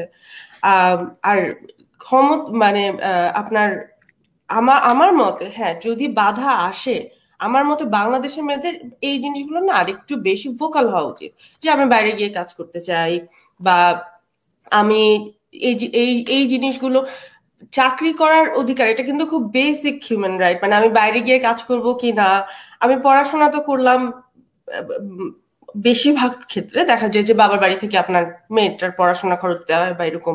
তো এটা তো খুব বেসিক একটা পয়েন্ট, যে আমি হলে এটাই বলতাম যে আমি তো অন্য কারোর ফাইন্যান্সিয়াল হেল্প নিয়ে পড়াশোনা করিনি। তো চাকরি করার ক্ষেত্রে আমার তাদের ডিসিশন নেবার কি খুব, মানে তাদের মতামতের কি খুব প্রয়োজন আছে? আর এটা কিন্তু আপনার মানে অনৈতিক কোনো কিছু না, এটা খুব বেসিক হিউম্যান রাইট। আমার মতে এটা নিয়ে নিজে থেকে কথা বলে এবং আরেকটু নিজের পয়েন্টটা ভোকাল আরেকটু বেশি সোচ্চার হয়ে এই অধিকারটা আদায় করে নেওয়া উচিত। মানে এই জিনিসটা যেন আর কখনো মানে পয়েন্টই না আসে, এই কথা বলার প্রয়োজনই না হয়। আমি এই জিনিসটা এভাবে দেখি। ধন্যবাদ। অ্যাকচুয়ালি আমি আরেকটা বিষয় একটু বলতে চাচ্ছি খুব সংক্ষেপে, যে এমপাওয়ারমেন্ট অফ উমেন এখন বর্তমানে যে বিভিন্ন ভাবে যে ক্যাটাগরাইজ করা যায় 5টা দিক থেকে, অ্যাকচুয়ালি আমাকে জাস্ট একটু সংক্ষেপে বলবেন যে আপনারা কি একমত কিনা। এটা কি social, educational, economic, political and psychological? এই এমপাওয়ারমেন্টটাকে এই 5টা শ্রেণীতে কি বিভক্ত করা যায় কিনা? আমি বলবো কি আচ্ছা, আমার কাছে মানে সবগুলোই প্রয়োজন, এবং মোর অফ সাইকোলজিক্যাল বিষয়টা আমার কাছে খুব ইম্পর্টেন্ট। কারণ এই এমপাওয়ারমেন্টটা অবশ্যই মনস্তাত্ত্বিক একটা বিষয়। এই যে আমরা বলছি যে আমরা চাকরি করি, বা চাকরি করার জন্য যে এই একটু আগে ফারহানা বললেন যে চাকরির বিষয়টা ছোটবেলা থেকে যেমন দেখছে যে বাবা মা দুজনেই চাকরি করে বা কাজের জন্য বাইরে যায়, এই ব্যাপারটা চাকরি বা আমরা পড়ালেখা করেছি সেই মেধাটাকে আমি কাজে লাগাবো, এটা কিন্তু শুধুমাত্র অর্থনৈতিক যে একটা কন্ট্রিবিউশন এটার জন্যও না। আমার মনে হয় যে এই একটা মেয়ে যে চাকরি করছে বা তার যে সমাজে কিছু কন্ট্রিবিউট করার আছে, এইটা কিন্তু একটা অনেক বড় একটা পাওয়ার তার জন্য, এবং এই পাওয়ারটা more of psychological rather than anything. কারণ হচ্ছে যে সে যখন দেখবে যে সে একটা পজিশন হোল্ড করে, এবং এইটা কিন্তু একটা স্টেটাসের একটা বিষয় যে আমি একটা কাজ করি বা আমি এই একটা পজিশনে আছি, এটা কিন্তু পাওয়ার অ্যান্ড পজিশন, এটা হচ্ছে যে knowledge is power, Edward side বলেছেন। তো এই পাওয়ারটা আমাদের এই যে জ্ঞান অর্জন করার পরে যে আমরা একটা জায়গা হোল্ড করব বা একটা স্টেটাস আমরা পাবো, সেটা কিন্তু আসলে অনেক বড় এম্পাওয়ারমেন্ট। এবং এটা আমি মনে করি যে সাইকোলজিক্যাল ইফেক্টটা যখন একটা মেয়ে নিজের মধ্যে নিজে ধারণ করতে পারবে, তখন কিন্তু তাকে আর তার অন্য যে সমকক্ষ হওয়ার জন্য যে বিষয়গুলো একটা ছেলের সাথে, সে কিন্তু সেটা অর্জন করতে পারবে, এবং তখন কিন্তু তাকে পিছিয়ে পড়ার আর কোনো তার সুযোগ থাকবে না, যে সে পিছিয়ে থাকবে সমাজে। তো সবকিছু মিলিয়ে আমি বলবো যে সব ক্ষেত্রেই মেয়েদের এম্পাওয়ারমেন্ট দরকার আছে, এবং সাইকোলজিক্যালি আরো বেশি দরকার আছে। ধন্যবাদ, ধন্যবাদ আপু। আমি মেহেজাবিন আপুর কাছে খুব সংক্ষেপে একটু জানতে চাচ্ছি এই বিষয়ে। আমার মনে হয় একটি নারীর ইন্ডিপেন্ডেন্সের জন্য, ইন্ডিপেন্ডেন্স মানে না যে তার ঘরের থেকে পার হতে হবে, সেই ইন্ডিপেন্ডেন্স না, তার যেটা বারবারই আমার মানে পূর্ববর্তী বক্তা সিনথিয়া এবং তামান্না বললো, সাইকোলজিক্যাল যে ইন্ডিপেন্ডেন্স, সেই কারণেই কিন্তু আমাদের এই নারী ক্ষমতায়ন দরকার। এবং আমরা যখন মনে করেন আমি যদি পড়াশোনা করে আমি যে চাকরি করব বা আমি ব্যবসা করব সেই জন্যই যে আমি তখন ক্ষমতায়ন হয়ে যাব, সেটাও কিন্তু ঠিক না। আমি কিন্তু একটা পড়াশোনা করে আমার নিজের বুদ্ধি খরচ করছি, আমি নিজের একটা কথা বলার সুযোগ জায়গা করে নিচ্ছি, হয়তো বা এটা পরিবারের মধ্যেই, কিন্তু আমি যে একটা এডুকেটেড মানুষ, আমি যে কথা বলতে পারছি, আমার একটা কথাতে একটা ডিসিশন মেকিং হতে পারে, সেটাও কিন্তু একটা বিরাট জিনিস। সো সাইকোলজিক্যালটা খুবই ইম্পর্টেন্ট, এবং এই জায়গাটা কিন্তু নারীদের নিজেদেরই করে নিতে হয়, পুরুষরা কোনোদিনই জায়গা দিবে না, কারণ তারা পাওয়ারফুল উইমেনদেরকে ভয় পায়। এটা সবসময়, এটা শুধু বাংলাদেশে না, সারা দুনিয়াতে এটা, হ্যাঁ, পুরো ওয়ার্ল্ডে একই ঘটনাই, নারীদের সবসময় যুদ্ধ করেই সামনে যেতে হয়। সো এটা থাকবেই, কিন্তু আমাদের ওইটার ভিতর থেকেই নারীর ক্ষমতায়ন করতে হবে, সেটা বাড়িতে হোক, চাকরিতে হোক, ব্যবসায় হোক, পলিটিক্যাল স্পেয়ারে হোক, যেখানেই হোক, সবখানেই থাকতে হবে। ধন্যবাদ। ধন্যবাদ সিনথিয়া, খুব সংক্ষেপে। আমি ওই সাইকোলজিক্যাল যে অ্যাসপেক্টটা, ওটার উপরেই জোর দেব। আসলে নিজের শিক্ষাগত যোগ্যতা বা আপনার চাকরি বা যেভাবে বা আপনি হোম মেকার যেটাই হন, আমাদের যে নিজেদের মনন বা ব্যক্তিত্ব গড়ে ওঠে, এই জিনিসটা, এই যে আমরা জোরালো কণ্ঠে কথা বলতে পারি বা আমাদের মতামতের মূল্য, এগুলো সবই খুবই ইম্পর্টেন্ট। তো ক্ষমতায়নের জন্য এই সাইকোলজিক্যাল অ্যাসপেক্টের উপর আমিও সবচেয়ে বেশি গুরুত্ব দিচ্ছি। তাহলে আজকে আমি তিনজনের বক্তব্যে যেটা মূলত আমি বের করতে পারছি, সেটা হচ্ছে যে মেয়েরা কি সাইকোলজিক্যালি কি একটু উইক, এ ব্যাপারে কেন জোর দিতে হবে? অন্যরা কেউ বলুন, তারপরে আমি তো মনে করি যে মেয়েরা সাধারণত psychologically they are more stronger than the man actually, because তারা সংসার সামলাচ্ছে, তারা বাইরে কাজ সামলাচ্ছে, তারা বাচ্চা কাচ্চা সামলাচ্ছে, অনেক কিছু করছে। সেই ক্ষেত্রে আপনারা মানে আমি জিজ্ঞেস করছি অবশ্য সেটা, মানে আপনারা কি মনে করেন এই ক্ষেত্রে? না, সাইকোলজিক্যালি অনেক সময় উইক হয়ে যায়, বিকজ পুরুষরা কিন্তু সাইকোলজিক্যালি অনেক ব্ল্যাকমেইল করে। হ্যাঁ, একটা পরিবারে যদি তার স্বামী খারাপ হয়, যদি সে দুষ্টামি করতে চায়, অনেক অনেক কিন্তু সে সাইকোলজিক্যালি ব্ল্যাকমেইল করে, সাইকোলজিক্যালি উইক করে অনেক কিছুই করতে পারে। সো ওই ধরনের সিচুয়েশনের কথা বলবো না, তারপরেও নারীরা কিন্তু একটু ভয় পাই। হ্যাঁ, একটা নতুন বাড়িতে গেছে, বিয়ে করেছে, নতুন স্বামী, কোনোদিন সবসময় তো বাবা মার সাথেই ছিল, সেই উইকনেসটা কিন্তু থাকে তাদের সাথে, কিন্তু বাড়ি থেকে বার হয়ে কাউকে বিয়ে করে না। মেয়েরা কিন্তু একটা পুরো বাড়ি বার হয়ে আত্মীয় স্বজন সব ছেড়ে আরেক জায়গায় আসে। সো একটু উইক কিন্তু তারা থাকে, মানে সাইকোলজিক্যালি, নট ফিজিক্যালি। সো ওই কারণেই হয়তো বা তাদের একটু শক্ত হওয়া উচিত, এবং এডুকেশনটা থাকলে সেই সাইকোলজিক্যাল প্রবলেমটা হয় না। এডুকেশনে যদি সে মানে ভালোভাবে এডুকেটেড হয়, তখন ওটা সে মানে ওভারকাম করে ফেলে সাইকোলজিক্যাল উইকনেস। সত্যি কথা, এডুকেশনটা ইজ ভেরি ইম্পর্টেন্ট। এডুকেশনটা অ্যাকচুয়ালি এডুকেশনটা is really very important, everything. কারণ আমি আসলে আমাকে কোথায় দরকার, আমি কিভাবে জানবো জিনিসটা, কিভাবে আমি নিব, সেই জিনিসটা যদি না থাকে তাহলে আসলে আমি আমার যে অধিকারটুকু আছে সেগুলো আমি বাস্তবায়ন করতে পারবো না। আমি মনে করেন যে আমি জাস্ট আমি আপনাকে একজন জিজ্ঞেস করছি, একজন মানে উপস্থাপক হিসেবে, যে আপনার অধিকার, নাগরিক অধিকার আপনি কতটুকু বাংলাদেশ থেকে আপনি উপলব্ধি করতে পারছেন? আমাকে জিজ্ঞেস করছেন? আমি তামান্না মৌ আপুকে জিজ্ঞেস করছি যে নাগরিক অধিকার যে আছে, যে জিনিসটা, হ্যাঁ, আপনার সেই জিনিসটা, আপনি একজন নারী হিসেবে যে আপনার নাগরিক অধিকার, সেটা আপনি বাংলাদেশে এখন কোন অবস্থানে দেখছেন আপনাকে? আচ্ছা, নারী অধিকার বাংলাদেশে মানে অ্যাজ এ সিটিজেন আমি বলবো যে আমি সব ক্ষেত্রেই আমি আমার অধিকার পূর্ণাঙ্গভাবেই আমি অনুভব করছি এবং উপলব্ধি করছি।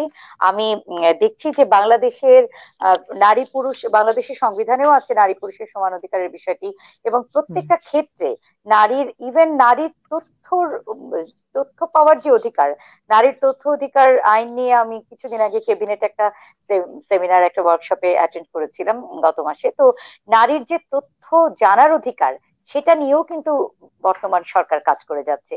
তো সেটা তো একটা সেক্টর বললাম। এছাড়া আপনি দেখেন যে কোন ক্ষেত্রে নারীর অধিকার নাই। নারীর ভোটের অধিকার আছে, নারীর শিক্ষা পাওয়ার অধিকার আছে, প্রত্যেকটা জায়গায় নারীর চাকরির অধিকার, চাকরি লাভের অধিকার আছে, এবং কিছু ক্ষেত্রে তো নারী কোটাও আছে। কিন্তু কোটার বিষয়ে অনেক তর্ক বিতর্ক আছে, সেটি আমি নাই বললাম।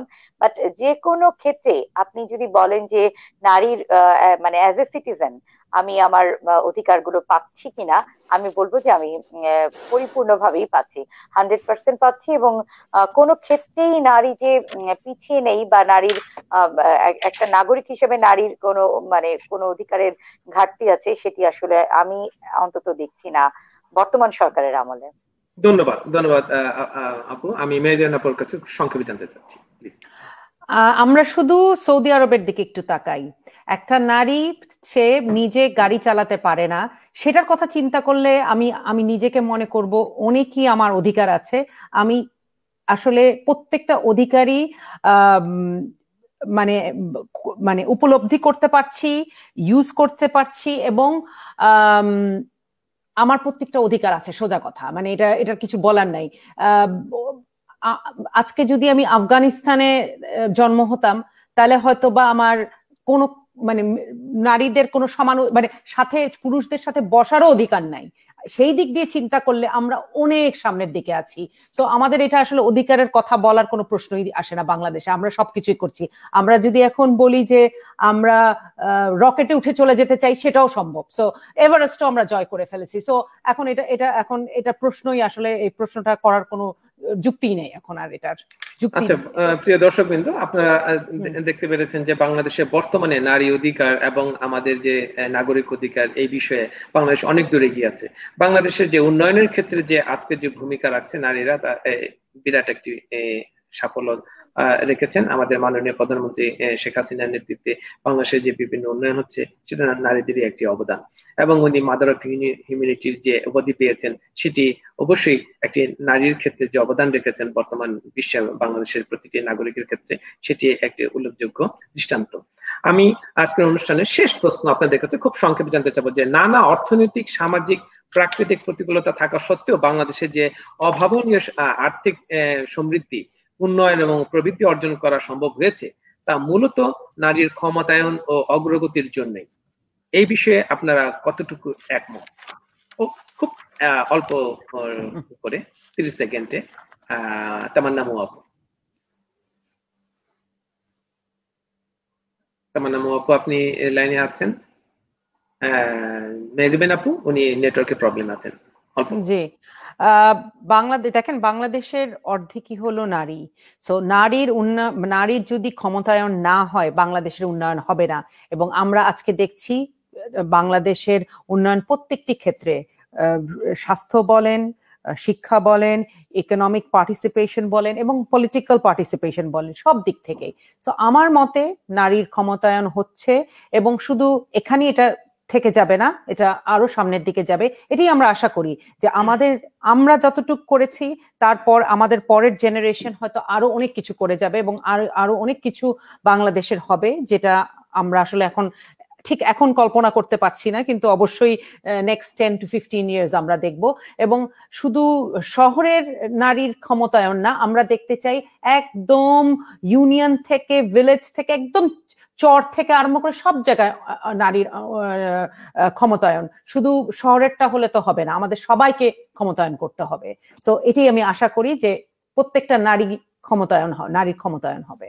ধন্যবাদ। আমি চীন থেকে জিজ্ঞেস করছি যে বাংলাদেশের বাহির থেকে তুমি কি কোন দৃষ্টিতে দেখছো যে বাংলাদেশের যে এই যে ডেভেলপমেন্ট, বাংলাদেশের যে উন্নয়ন, সেটা নারীর ক্ষমতায়নের যে একটা অগ্রগতির যে একটা কারণ, সেটাকে তুমি কতটুকু একমত হিসেবে পোষণ করছো? বাংলাদেশের তো একটা মানে বিরাট সংখ্যক জনসংখ্যা নারী, তো ওই জিডিপি বা প্রবৃদ্ধি এটা এই অর্জনে বাংলাদেশ যে এগিয়ে যাচ্ছে, আমি মনে করি এটা অবশ্যই নারীর অবদান আছে। শুধু মানে সংখ্যা দিয়ে না, মানে আশেপাশে দেখি সোশ্যাল মিডিয়ার কারণেই হোক বা যে কোনো কারণেই হোক, আমি বাংলাদেশের নারীদের উন্নয়ন চোখে পড়ে এবং সব সেক্টরে তারা আছেন। মেজাবিন আপু যেমন বললেন, পলিটিক্যাল বলেন, ইকোনমিক সেক্টর, বা এটা বাদেও আমি দেখছি টেকনোলজিতেও নারীরা অনেক এগিয়ে আসছেন। তো আমি মনে করি যে এই প্রবৃদ্ধি মানে অর্জন করা, এটাতে অবশ্যই নারীর অবদান আছে। এবং ধন্যবাদ প্রিয় দর্শকবৃন্দ, তামান্না মৌ আপু আবারও ডিসকানেক্টেড হয়ে গেছেন নেটওয়ার্কের প্রবলেমের কারণে। আজকের অনুষ্ঠানে আমরা যতটুকু জানতে পেরেছি যে উইমেন এম্পাওয়ারমেন্ট, নারীর ক্ষমতায়ন বাংলাদেশে আমাদের বর্তমান সময়ে মোটামুটি সকলেই হ্যাপি, এবং তারা প্রত্যেকে তাদের অধিকার এবং বিভিন্ন ক্ষেত্রে তাদেরকে সেই অবস্থানে থেকে তারা বিভিন্নভাবে কাজ করতে সক্ষম হচ্ছেন। হয়তোবা কিছুটা গ্যাপ আছে, সেই গ্যাপটুকু হয়তোবা আরো সামনে ভবিষ্যতে আমাদের মাননীয় প্রধানমন্ত্রী শেখ হাসিনার নেতৃত্বে দেশে আরো উন্নতির দিকে এগিয়ে যাবেন এবং সেই গ্যাপগুলো পূরণ হয়ে আসবেন। প্রিয় দর্শক, আজকে আমাদের সাথে থাকার জন্য আপনাদেরকে অনেক ধন্যবাদ। আশা করি যে কিছুটা প্রশ্নের উত্তর আমরা দিতে পেরেছি।